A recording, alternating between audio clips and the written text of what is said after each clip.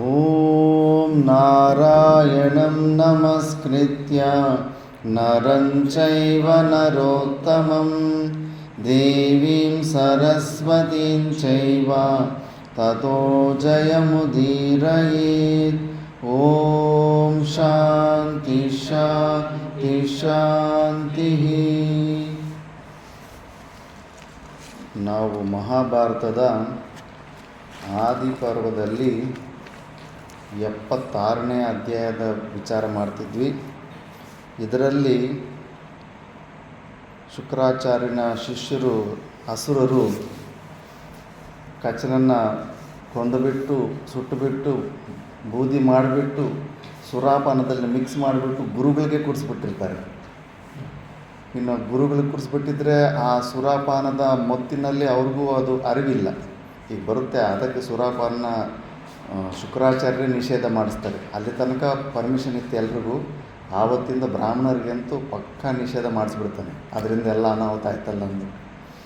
ಆದ್ದರಿಂದ ಈಗ ಒಳಗಡೆ ಕಚ ಹೋಗ್ಬಿಟ್ಟಿದ್ದಾನೆ, ದೇವಿಯಾನಿ ಹೊರಗಡೆ ಅಳ್ತಾ ಇದ್ದಾಳೆ, ಕಚ ಇಲ್ಲಾಂದರೆ ನಾನು ಸತ್ತು ಹೋಗ್ತೀನಿ ಅಂತ. ಈಗ ಮಗಳು ಬದುಕಬೇಕಂದ್ರೆ ಒಳಗಡೆ ಇರೋ ಕಚಾನ ಬದುಕಿಸ್ಬೇಕು. ಒಳಗಡೆ ಇರೋ ಕಚಾನ ಬದುಕಿಸ್ಬೇಕಂದ್ರೆ ಅವನು ಹೊಟ್ಟೆ ಸಿಗ್ಕೊಂಡು ಹೊರಗಡೆ ಬಂದರೆ ಶುಕ್ರಾಚಾರ್ಯ ಸತ್ತೋಗ್ಬಿಡ್ತಾನೆ. ಆದ್ದರಿಂದ ಶುಕ್ರಾಚಾರ್ಯರು ತುಂಬ ಬುದ್ಧಿವಂತರು. ಅವನು ಒಳಗಡೆ ಸಂಜೀವಿನಿ ವಿದ್ಯೆ ಕೊಟ್ಟು ಹೊರಗಡೆ ಬಂದ ಮೇಲೆ ನೀನು ನನ್ನನ್ನು ತಂದೆ ಥರನೇ ನೋಡಬೇಕು ಅಂತ. ಅದು ಮತ್ತೆ ದೊಡ್ಡ ಸಮಸ್ಯೆ ಆಗುತ್ತೆ. ದೇವಿಯಾನಿ ಕಚನನ್ನು ಮದುವೆ ಮಾಡ್ಕೋಬೇಕಂತ ಪ್ರೀತಿ ಮಾಡ್ತಾ ಇರ್ತಾನೆ. ಈಗ ಅವನು ಹೊಟ್ಟೆ ಸಿಗ್ಕೊಂಡು ಬಂದಿದ್ದಕ್ಕೆ ಈಗ ಮಗ ಆಗಿಬಿಟ್ಟ. ಈಗ ನಾವು ಧರ್ಮ ಒಪ್ಪೋದಿಲ್ಲ ಅಂದ್ಬಿಟ್ಟು ಮಾಡ್ಕೊಳಕ್ಕಾಗಲ್ಲ ಅಂತ ಅದೆಲ್ಲ ಸ್ಟೋರಿ ಎಲ್ಲ ಬರುತ್ತೆ. ಆದರೆ ಶುಕ್ರಾಚಾರ್ಯನು ಅವ್ರ ಜ್ಞಾನ ಇರೋರು ಯಾವ ಥರ ವ್ಯವಹಾರ ಇರ್ತಂದರೆ ಕಚನಿಗೆ ಹೇಳ್ತಾನೆ, ನೀನು ಹೊರಗಡೆ ಬಂದ ಮೇಲೆ ನೀನು ನನ್ನ ತಂದೆಯ ರೂಪದಲ್ಲೂ ನೋಡು, ಮತ್ತು ನಿನ್ನಿಷ್ಟ ಅಂತ. ನೀನು ನನ್ನನ್ನು ಬದುಕಿಸ್ಬೇಕು ಅಂದ್ಕೊಂಡಿದೆಯೋ ಇಲ್ಲ ಸಾಯಿಸ್ಬೇಕು ಅಂದ್ಕೊಂಡಿದೆಯೋ ಅದು ನಿನ್ನಿಷ್ಟ ಅಂತ ಇಷ್ಟಕ್ಕೆ ಬಿಟ್ಬಿಟ್ಟಿರ್ತಾನೆ. ಅಲ್ಲಿ ಶಿಷ್ಯನ ಪರೀಕ್ಷೆ ನಡೀತಾ ಇದೆ. ಶಿಷ್ಯನು ಏನು ಗುರುವನ್ನು ಬದುಕಿಸ್ಕೊಂತಾನ ಅಂತ. ಸಾಮಾನ್ಯವಾದ ವ್ಯಕ್ತಿಗೆ ಒಂದು ಸತಿ ಪವರ್ ಕೊಟ್ಬಿಟ್ರೆ ಮತ್ತೆ ಶುಕ್ರಾಚಾರ್ಯನ ಬದುಕಿಸ್ಬಿಟ್ರೆ ಮತ್ತೆ ನನಗೆ ಪೈಪೋಟಿ ಇರ್ತಾನೆ ಅಂದ್ಬಿಟ್ಟು, ನಾನೇನು ಬದುಕಿಬಿಟ್ಟಿದ್ದೀನಿ, ನನಗೆ ಸಂಜೀವಿನಿ ವಿದ್ಯೆ ಬಂದುಬಿಟ್ಟಿದೆ, ಇನ್ನು ಶುಕ್ರಾಚಾರ್ಯ ಏನಕ್ಕೆ ಅವಶ್ಯಕತೆ ಇದೆ ಅಂತ ಹಂಗೆ ಬಿಟ್ಟು ಹೋಗ್ಬಿಡ್ತಿದ್ದ. ಬಟ್ ಇಲ್ಲ, ವಿಧಿವತ್ತಾಗಿ ಕಚನು ನಿಜವಾದ ಶಿಷ್ಯನಾದ್ದರಿಂದ ಅವ್ರ ಗುರುಗಳನ್ನು ಕೂಡ ಬದುಕಿಸ್ಕೊಂಡ್ಬಿಡ್ತಾನೆ. ಬದುಕಿಸ್ಕೊಂಡ್ಬಿಟ್ಟ ಮೇಲೆ ಈಗ ಅದೇ ಸ್ಟೋರಿ ನಡೀತಾ ಇದೆ. ಗುರು ಶಿಷ್ಯರ ಬಗ್ಗೆ ಶ್ಲೋಕ ಬರ್ತಾ ಇದೆ. ಉತ್ತಮೋತ್ತಮವಾದ ಜ್ಞಾನವನ್ನು ದಯಪಾಲಿಸುವ ಕಚನು ಪ್ರಶಂಸೆ ಮಾಡ್ತಾ ಇದ್ದಾನೆ ಶುಕ್ರಾಚಾರ್ಯನು. ಉತ್ತಮೋತ್ತಮವಾದ ಜ್ಞಾನವನ್ನು ದಯಪಾಲಿಸುವ ಸಕಲ ವಿದ್ಯೆಗಳಿಗೂ ನಿಧಿಪ್ರಾಯನಾಗಿರುವ ಪರಮಪೂಜ್ಯನಾದ ಗುರುವನ್ನು, ಅವನಿಂದ ವಿದ್ಯೆಗಳನ್ನು ಕಲಿತವರು ಸರ್ವಕಾಲಗಳಲ್ಲಿಯೂ ಗೌರವಿಸಬೇಕು. ಅವನಿಂದ ವಿದ್ಯೆಗಳನ್ನು ಕಲಿತು ಯಾರು ಅಂತಹ ಗುರುವನ್ನು ಗೌರವಿಸುವುದಿಲ್ಲವೋ ಪೂಜಿಸುವುದಿಲ್ಲವೋ ಅವರು ಇಹದಲ್ಲಿ ದುಷ್ಕೃತಿಯನ್ನು ಪಡೆದು ಅವಸಾನಾಂತರದಲ್ಲಿ ಪಾಪಿಷ್ಠರು ಹೋಗುವ ನರಕಕ್ಕೆ ಹೋಗುತ್ತಾರೆ. ತುಂಬ ಸೀರಿಯಸ್ ಮ್ಯಾಟ್ರ್ ಇದು. ನೀನು ಫಸ್ಟ್ ಯೋಚನೆ ಮಾಡಬೇಕು. ಯಾರ ಹತ್ರ ಆದರೂ ಏನು ಕಳಿಬೇಕಂದ್ರೆ ಆ ವ್ಯಕ್ತಿ ಬಗ್ಗೆ ಸ್ವಲ್ಪ ಆದರೂ ಊಹಾಪೋಹ ಚಕ್ಷಣೆಯಿಂದ ಇವರು ನನಗೆ ಗುರು ಆಗೋದಕ್ಕೆ ಯೋಗ್ಯರಿದ್ದಾರೆ ಅಂತ ಸ್ವಲ್ಪ ಚೆಕ್ ಮಾಡ್ಕೋಬೇಕು. ಒಂದು ಸತಿ ಒಂದು ದಿವಸ ಆಗಲಿ, ಒಂದು ಗಂಟೆ ಆದರೂ ಅವ್ರ ಹತ್ರ ಏನಾದರೂ ನೀನು ವಿದ್ಯೆಯನ್ನು ಕಲ್ತಿದೆ ಅಂದರೆ ಸಾಯೋ ತನಕ ಅವ್ರನ್ನ ಗುರು ಥರ ನೋಡ್ಕೋಬೇಕು.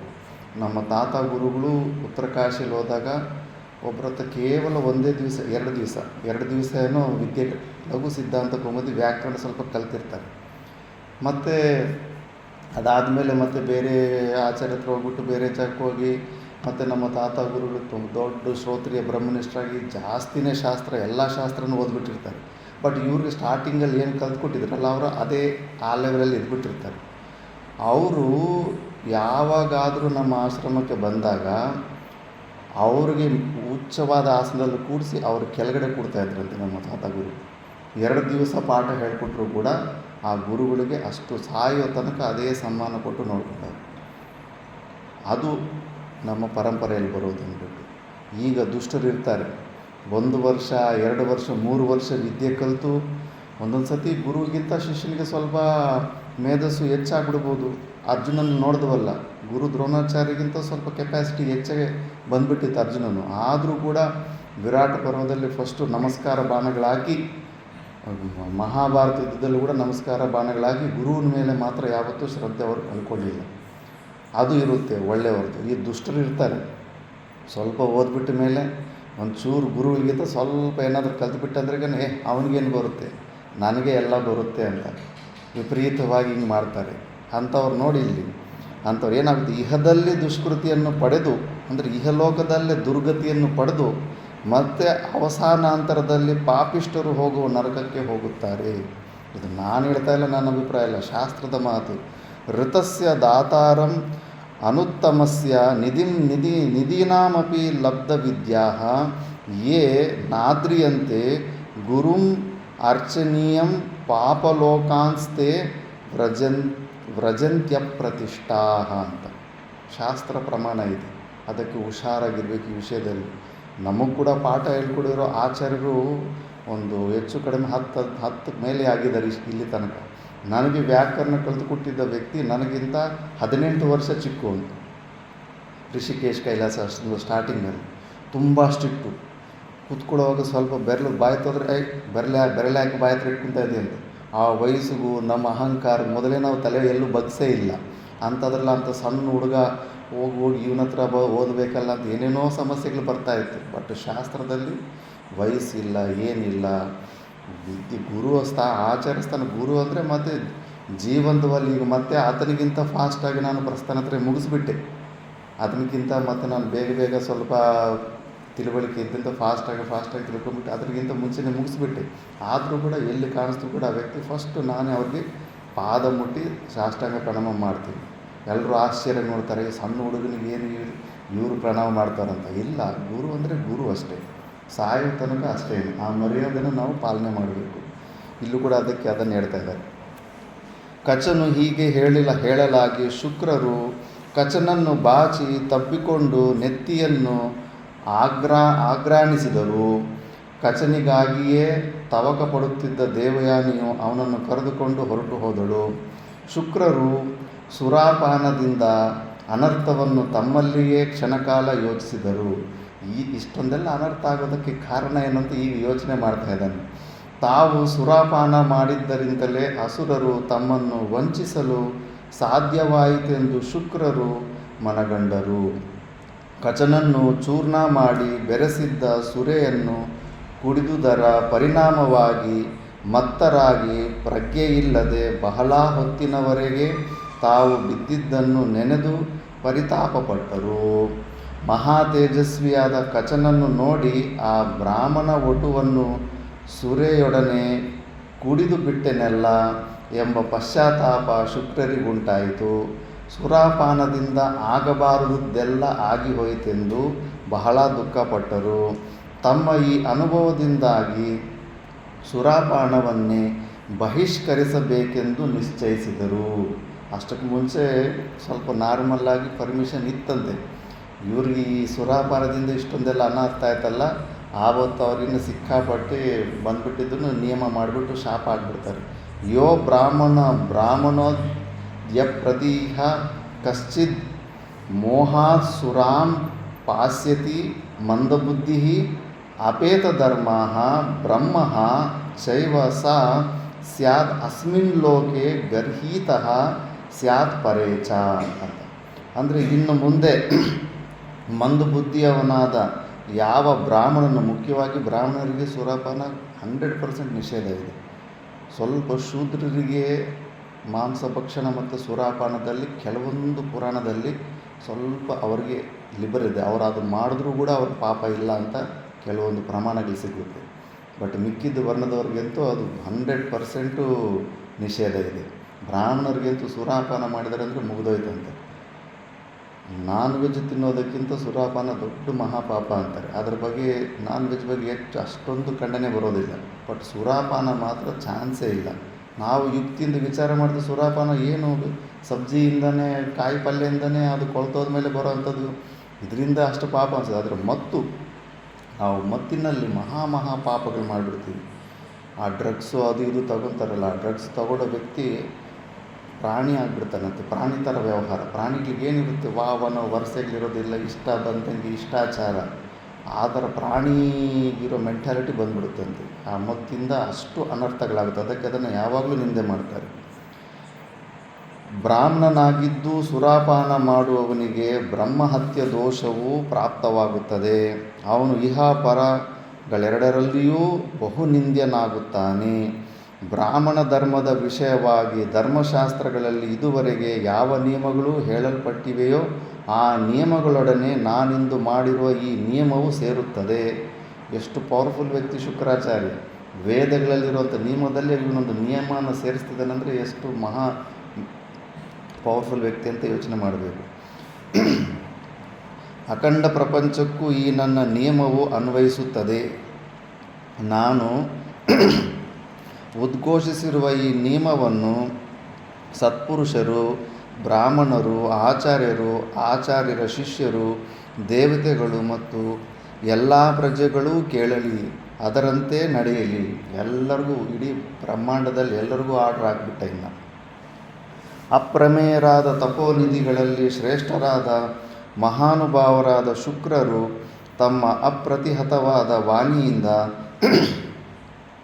ಹೀಗೆ ಉದ್ಘೋಷಿಸಿದ ನಂತರ ದೈವದಿಂದಲೇ ಪರಿಭ್ರಮಿತವಾದ ಬುದ್ಧಿಯುಳ್ಳವರಾಗಿದ್ದ ದಾನವರನ್ನು ಕರೆಸಿ ಹೇಳಿದರು.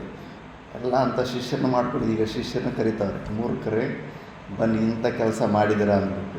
ಪರಮಾನಂದ ಶಿಷ್ಯರಿದ್ದಂಗೆ ಇವರು. ಅದಕ್ಕೆ ಎಷ್ಟು ಒಳ್ಳೆಯವರಾದರೂ ಮೂರ್ಖರನ್ನು ನಮ್ಮ ಜೊತೆಯಲ್ಲಿ ಇಟ್ಕೋಬಾರ್ದಂತೆ. ಈಗ ಒಂದು ರಾಜನಿಗೆ ಒಂದು ಕೋತಿ ಒಳ್ಳೆ ಸೇವಕ ಇತ್ತಂತೆ, ತುಂಬ ಪ್ರಾಣ. ರಾಜ ಅಂದರೆ ತುಂಬ ಪ್ರಾಣ. ರಾಜ ಬೆಳಗ್ಗಿಂದ ಸಾಯಂಕಾಲ ತನಕ ರಾಜನ ಸೇವೆಯಲ್ಲಿ ನಿರತವಾಗ್ತಾ ಇತ್ತಂತೆ ಒಂದು ಕೋತಿ. ಒಂದು ದಿವಸ ರಾಜ ಮಳ್ಕೊಂಡಿದ್ದರೆ ಒಂದು ನೊಣ ಬಂದುಬಿಟ್ಟು ಮೇಲೆ ಬಂದು ಕೂಡ್ತಾ ಇತ್ತಂತೆ. ಆ ನೊಣನ ಓಡ್ಸೋಕ್ಕೆ ಹೋಗಿ ಹೊಡಿಯೋಕ್ಕೆ ಹೋಗಿ ಇಲ್ಲಿ ಪ್ರಯತ್ನ ಮಾಡಿ ಅದು ಎಷ್ಟು ಮಾಡಿದ್ರೂ ನೊಣ ಸಿಗ್ತಾ ಇಲ್ಲ. ಬಂದು ರಾಜನಿಂದ ಡಿಸ್ಟರ್ಬ್ ಮಾಡ್ತಾಯಿದೆ. ಅದು ಕಾಲು ಒತ್ತಾ ಇತ್ತದು. ಅದಕ್ಕೆ ಕೋಪ ಬಂದುಬಿಟ್ಟಿದ್ದೂ ಕೊಡ್ಲಿ ತೊಗೊಂಬಂದ್ಬಿಡ್ತಂತೆ. ಆ ನೊಣನ ಸಾಯಿಸ್ಬಿಡ್ತೀನಿ ಅಂದ್ಬಿಟ್ಟು. ಆ ನೊಣ ಕರೆಕ್ಟಾಗಿ ಆ ಸಮಯಕ್ಕೆ ರಾಜನ ಕತ್ತ ಮೇಲೆ ಕೂತಿತ್ತಂತೆ. ಆ ನೊಣ ಏನು ಕೋಪದಲ್ಲಿ ಕೊಡ್ಲಿ ತಗೊಂಡು ಹೊಡಿಯೋಕೆ ಹೋಗ್ಬಿಟ್ಟು ರಾಜನನ್ನೇ ಕೊಂದುಬಿಡ್ತಾನೆ. ಅದಕ್ಕೆ ಎಷ್ಟು ಒಳ್ಳೆಯವನಾದರೂ ಕೂಡ ಮೂರ್ಖರು ಪಕ್ಕದಲ್ಲಿದ್ದರೆ ಯಾವತ್ತೂ ನಮಗೆ ಡೇಂಜರೇ ಆಗ್ತಾ ಇರುತ್ತೆ, ಅನಾಹುತನೇ ಆಗ್ತಾ ಇರುತ್ತೆ. ಅದಕ್ಕೆ ವಿವೇಕ ಆಗಿರೋರು ಸ್ವಲ್ಪ ಅವಲಕ್ಷಣ ಇದ್ದರೆ ಸ್ವಲ್ಪ ವಿವೇಕಿಗಳನ್ನ ಜೊತೆಯಲ್ಲಿ ಇಟ್ಕೋಬೇಕು ಅಂತಾರೆ. ಆದ್ದರಿಂದ ಅಂಥ ಮೂರ್ಖ ಶಿಷ್ಯರನ್ನು ಕರೆಸಿಬಿಟ್ಟು ಈಗ ಶುಕ್ರಾಚಾರ್ಯರು ಹೇಳ್ತಾ ಇದ್ದಾರೆ, ನೀವು ಮೂರ್ಖರು, ನೀವು ಮಾಡಿದ ಅನಾಚಾರದ ಕಾರಣದಿಂದಾಗಿ ಕಚನಿಂದು ವಿದ್ಯಾಸಿದ್ಧಿಯನ್ನು ಪಡೆದನು. ಆ ಸಂಜೀವಿನಿ ವಿದ್ಯೆ ಕೊಡಬೇಕಂತ ಇರಲಿಲ್ಲ ಶುಕ್ರಾಚಾರ್ಯನಿಗೆ. ಪರಿಸ್ಥಿತಿಗಳು ಹಂಗೆ ಮಾಡಿಬಿಟ್ರೆ, ನೀವು ಮಾಡಿದ ಕೆಲಸ ಹೆಂಗಂತಂದರೆ, ನಾನು ಬದುಕಬೇಕಂದ್ರೆ ಅವನಿಗೆ ವಿದ್ಯೆ ಕೊಡಲೇಬೇಕಾಗಿತ್ತು. ಆ ಥರ ಪರಿಸ್ಥಿತಿ ಬಂತು. ನಿಮಗಿಂತಹ ದುಷ್ಟ ಬುದ್ಧಿ ಬರಲು ಸಹ ದೈವವೇ ಕಾರಣವಿರಬಹುದು. ದೇವರುಗಳೇ ಸರಸ್ವತಿ ದೇವರು ನಿಮ್ಮ ಬುದ್ಧಿಯಲ್ಲಿಂತ ಯೋಚನೆ ಮಾಡಿಬಿಟ್ಟಿರಬೇಕು. ಯಾಕಂದರೆ ಅವ್ರಿಗೆ ಈ ಕಾರ್ಯ ಬೇಕಂತ. ಇಲ್ಲದಿದ್ದರೆ ನೋಡು ಎಷ್ಟು ಈಸಿಯಾಗಿ ಟೆಕ್ನಿಕ್ಕಾಗಿ ನಮ್ಮಿಂದ ಸಂಜೀವಿನಿ ವಿದ್ಯೆ ತಗೊಂಡೋಗ್ಬಿಟ್ಟ ಅಂತ. ಮತ್ತು ಹಾಗಿರದಿದ್ದರೆ ಮಾಡಬಾರದ ಕಾರ್ಯವನ್ನೆಂದಿಗೂ ನೀವು ಮಾಡುತ್ತಿರಲಿಲ್ಲ. ಅದರ ಪ್ರತಿಫಲವನ್ನಾದರೂ ಈಗ ಕಾಣಿರಿ. ಕಚನನ್ನು ವಿನಾಶ ಮಾಡಿಬಿಡಬೇಕೆಂಬ ಹವಣಿಕೆಯು ನಿಮ್ಮದಾಗಿತ್ತು. ಅದಕ್ಕಾಗಿ ನೀವು ಬಹು ಕುತ್ಸಿತವಾದ ಕಾರ್ಯವನ್ನು ಮಾಡಿದಿರಿ. ಅದರ ಪರಿಣಾಮವಾಗಿ ಅವನಿಗೆ ಮೃತ್ಯು ಸಂಜೀವಿನಿ ವಿದ್ಯೆಯು ಬಹಳ ಬೇಗ ಸಿದ್ಧಿಸುವಂತಾಯಿತು. ಅವನಿಂದು ನನಗೆ 1000 ವರ್ಷ ಇರಬೇಕಂತ ಪ್ಲ್ಯಾನ್ ಮಾಡ್ಕೊಂಡು ಬಂದಿರ್ತಾನೆ. 500 ವರ್ಷಕ್ಕೆ ಕೆಲಸ ಆಗೋಯಿತು, ಅರ್ಧದಲ್ಲೇ ಕೆಲಸ ಆಗೋಯಿತು. ಅವನಿಂದ ನನಗೆ ಸಮಾನ ನೆನೆಸಿದ್ದಾನೆ. ಆ ಬ್ರಾಹ್ಮಣನಿಂದು ಸಾಕ್ಷಾತ್ ಬ್ರಹ್ಮನೇ ಆಗಿದ್ದಾನೆ. ಇನ್ನಾದರೂ ನೀವು ಈ ವಿಧವಾದ ಕುತ್ಸಿತ ಕಾರ್ಯವನ್ನು ಮಾಡಬೇಡಿರಿ ಎಂದು ಎಚ್ಚರಿಸಿ ಅವರನ್ನು ಕಳುಹಿಸಿಕೊಟ್ಟರು. ದಾನವರು ಸಹ ಬಹು ವಿಸ್ಮಿತರಾಗಿ ತಾವು ಮಾಡಿದ ಅಕಾರ್ಯಕ್ಕೆ ಪಶ್ಚಾತ್ತಾಪ ಪಡುತ್ತಾ ತಮ್ಮ ತಮ್ಮ ಮನೆಗಳಿಗೆ ಸೇರಿದರು. ಸಂಕಲ್ಪಿಸಿದ್ದ 1000 ವರ್ಷದ ಬ್ರಹ್ಮಚರ್ಯೆಯಲ್ಲಿ 500 ವರ್ಷಗಳು ಅವಧಿಯಲ್ಲಿಯೇ ಕಚನಿಗೆ ವಿದ್ಯೆ ಸಿದ್ಧಿಯಾಯಿತಾದರೂ ಸಂಕಲ್ಪಿಸಿದ್ದ 1000 ವರ್ಷಗಳು ಬ್ರಹ್ಮಚರ್ಯೆಯನ್ನು ಮುಗಿಸದೆ ಕಚನು ದೇವಲೋಕಕ್ಕೆ ಹಿಂದಿರುಗಲಿಲ್ಲ. ಮಾತಂದರೆ ವಚನ ಅಂದರೆ ಅಷ್ಟೇ. 1000 ವರ್ಷ ನಾನು ಅಲ್ಲಿರಬೇಕು, ಬ್ರಹ್ಮಚರ್ಯ ವಾಸ ಮಾಡಿ ಅಂತ ಪ್ರತಿಜ್ಞೆ ಮಾಡಿಕೊಂಡಿದ್ದ, ಸಂಕಲ್ಪ ಮಾಡಿಕೊಂಡಿದ್ದ. ಕೆಲಸ ಆದರೂ ಕೂಡ ಮತ್ತೆ ಇನ್ನೊಂದು 5 ವರ್ಷ ಅವರಿಗೆ ಗುರುಗಳಿಗೆ ಸೇವೆ ಮಾಡಿಕೊಂಡಿದ್ದ. ಗುರುವಿನ ಅಂತ್ಯವಾಸಿತ್ವದಲ್ಲಿ 1000 ವರ್ಷಗಳು ಕಳೆದ ನಂತರ ಕಚನು ಗುರುಗಳ ಅನುಜ್ಞೆಯನ್ನು ಪಡೆದು ಸ್ವರ್ಗಲೋಕಕ್ಕೆ ಹೊರಡಲು ಸಿದ್ಧನಾದನು. ಇನ್ನು ಸ್ವರ್ಗಕ್ಕೆ ಬಿಟ್ಟು ಹೋಗೋಕ್ಕೆ ಪ್ರಯತ್ನ ಮಾಡ್ತಾ ಇದ್ದಾನೆ. ಈಗ ಹೊಸ ಡ್ರಾಮಾ ಸ್ಟಾರ್ಟ್ ಆಗುತ್ತೆ. ಜನಮೇಜಯ, ದೇವಯಾನಿಯು ಕಚನಲ್ಲಿ ಹೆಚ್ಚು ಅನುರಾಗವುಳ್ಳವಳಾಗಿದ್ದಳೆಂಬುದನ್ನು ಹಿಂದೆ ಹೇಳಿರುವನಲ್ಲವೇ? 1000 ವರ್ಷಗಳ ಬ್ರಹ್ಮಚರ್ಯ ವ್ರತವು ಪೂರ್ಣವಾಗಲು ಕಚನು ಗುರುಗಳ ಅನುಜ್ಞೆಯನ್ನು ಪಡೆದು ದೇವಲೋಕಕ್ಕೆ ಹೊರಡಲು ಪ್ರಯತ್ನ ಮಾಡಿದನು. ದೇವಲೋಕಕ್ಕೆ ಹೊರಟಿದ್ದ ಕಚನನ್ನು ಕುರಿತು ದೇವಯಾನಿಯು ಹೀಗೆ ಹೇಳಿದಳು. ಅಂಗೀರಸ ಮಹರ್ಷಿಯ ಪೌತ್ರನೇ, ಅಂಗೀರಸನ ಮೊಮ್ಮಗ ಆಗಿರ್ತಾನೆ. ಅಂಗೀರಸನ ಪುತ್ರ ಬೃಹಸ್ಪತಿಯ ಮಗ ಕಚ. ಅಂಗೀರಸ ಮಹರ್ಷಿಯ ಪೌತ್ರನೇ, ಮತ್ತು ಈ ಅಂಗೀರಸ ಶುಕ್ರಾಚಾರ್ಯನ ಗುರುವಿನ ಮೊಮ್ಮಗ ಕಚ. ಚಾರಿತ್ರ್ಯದಿಂದಲೂ ಉತ್ತಮವಾದ ಕುಲದಲ್ಲಿ ಜನ್ಮ ತಾಳಿರುವುದರಿಂದಲೂ ನಿನಗೆ ಪ್ರಾಪ್ತವಾಗಿರುವ ವಿದ್ಯೆಯಿಂದಲೂ ತಪಸ್ಸಿನಿಂದಲೂ ಮತ್ತು ಜಿತೇಂದ್ರಿಯತೆಯಿಂದಲೂ ನೀನಿಂದು ಪ್ರಜ್ವಲಿಸುವ ಸೂರ್ಯನಂತೆಯೇ ಪ್ರಕಾಶಮಾನವಾಗಿ ಕಾಣುತ್ತಿರುವೆ. ಅಂಗೀರಸ ಮಹರ್ಷಿಯು ನನ್ನ ತಂದೆಗೆ ಮಾನ್ಯನಾಗಿರುವಂತೆ ನನಗೆ ನಿನ್ನ ತಂದೆಯೂ ಮಾನ್ಯನಾಗಿರುತ್ತಾನೆ. ಇದನ್ನೇ ಮನಸ್ಸಿನಲ್ಲಿಟ್ಟುಕೊಂಡು ನಾನು ಹೇಳಿರುವ ಈ ಮಾತನ್ನು ಕೇಳು. ತಪೋಧನನೇ, ನೀನು ವ್ರತಸ್ಥನಾಗಿದ್ದಾಗ, ನಿಯಮಾನುಷ್ಠಾಪರನಾಗಿದ್ದಾಗ ನಾನು ನಿನ್ನ ವಿಷಯದಲ್ಲಿ ಹೇಗೆ ನಡೆದುಕೊಳ್ಳುತ್ತಿದ್ದೇನೆಂಬುದನ್ನು ಸ್ಮರಿಸು. ನೀನು ನನ್ನ ತಂದೆಯ ಬಳಿಗೆ ಬಂದ ಕಾರ್ಯವು ಪೂರ್ಣವಾಗಿದೆ. ಮೃತ ಸಂಜೀವಿನಿ ವಿದ್ಯೆಯನ್ನು ಸಿದ್ಧಿ ಮಾಡಿಕೊಂಡಿರುವೆ. ಮೊದಲೇ ಸಂಕಲ್ಪಿತವಾಗಿದ್ದ 1000 ವರ್ಷ ಪರ್ಯಂತವಾದ ಬ್ರಹ್ಮಚರ್ಯೆಯನ್ನು ಮುಗಿಸಿರುವೆ. ಇದುವರೆಗೆ ನಾನು ರಹಸ್ಯದಲ್ಲಿ ಭಕ್ತಿಯಿಂದ ನಿನ್ನನ್ನು ಆರಾಧಿಸುತ್ತಿದ್ದೆನು. ಆದ್ದರಿಂದ ನೀನೀಗ ವಿಧಿವತ್ತಾಗಿ ಮಂತ್ರಪುರಸ್ಸರವಾಗಿ ನನ್ನ ಪಾಣಿಗ್ರಹಣ ಮಾಡಿಕೊಂಡು ನಿನ್ನೊಡನೆಯೇ ನನ್ನನ್ನು ದೇವಲೋಕಕ್ಕೆ ಕರೆದುಕೊಂಡು ಹೋಗು. ನಾನು ನಿನ್ನನ್ನು ಖಂಡಿತವಾಗಿಯೂ ಬಿಟ್ಟಿರಲಾರೆನು ಅಂತ ಮ್ಯಾರೇಜ್ ಪ್ರಪೋಸಲ್ ಕೊಟ್ಟುಬಿಟ್ಲು. ಆಗ ಕಚನು ಇಲ್ಲ, ಅದಕ್ಕೆ ವಿರೋಧ ಮಾಡ್ತಾನೆ. ಅನಿಂದಿತವಾದ ಶರೀರ ಲಾವಣ್ಯವುಳ್ಳವಳೆ ದೇವಯಾನಿ, ನೀನು ಹೀಗೆ ಹೇಳಬೇಡ. ನೀನು ನನಗೆ ಪರಮ ಪೂಜ್ಯಲಾಗಿರುವೆ. ನಿನ್ನ ತಂದೆಯವರು ಹೇಗೆ ನನಗೆ ಮಾನ್ಯರೂ ಪೂಜ್ಯರೂ ಆಗಿರುವರೋ ಅಂತೆಯೇ ನೀನೂ ಸಹ ನನಗೆ ಮಾನ್ಯಲೂ ಪೂಜ್ಯಲೂ ಆಗಿರುವೆ. ಮೇಲಾಗಿ ನೀನು ಧರ್ಮತಃ ನನಗೆ ಪೂಜ್ಯಲಾಗಿರುವೆ.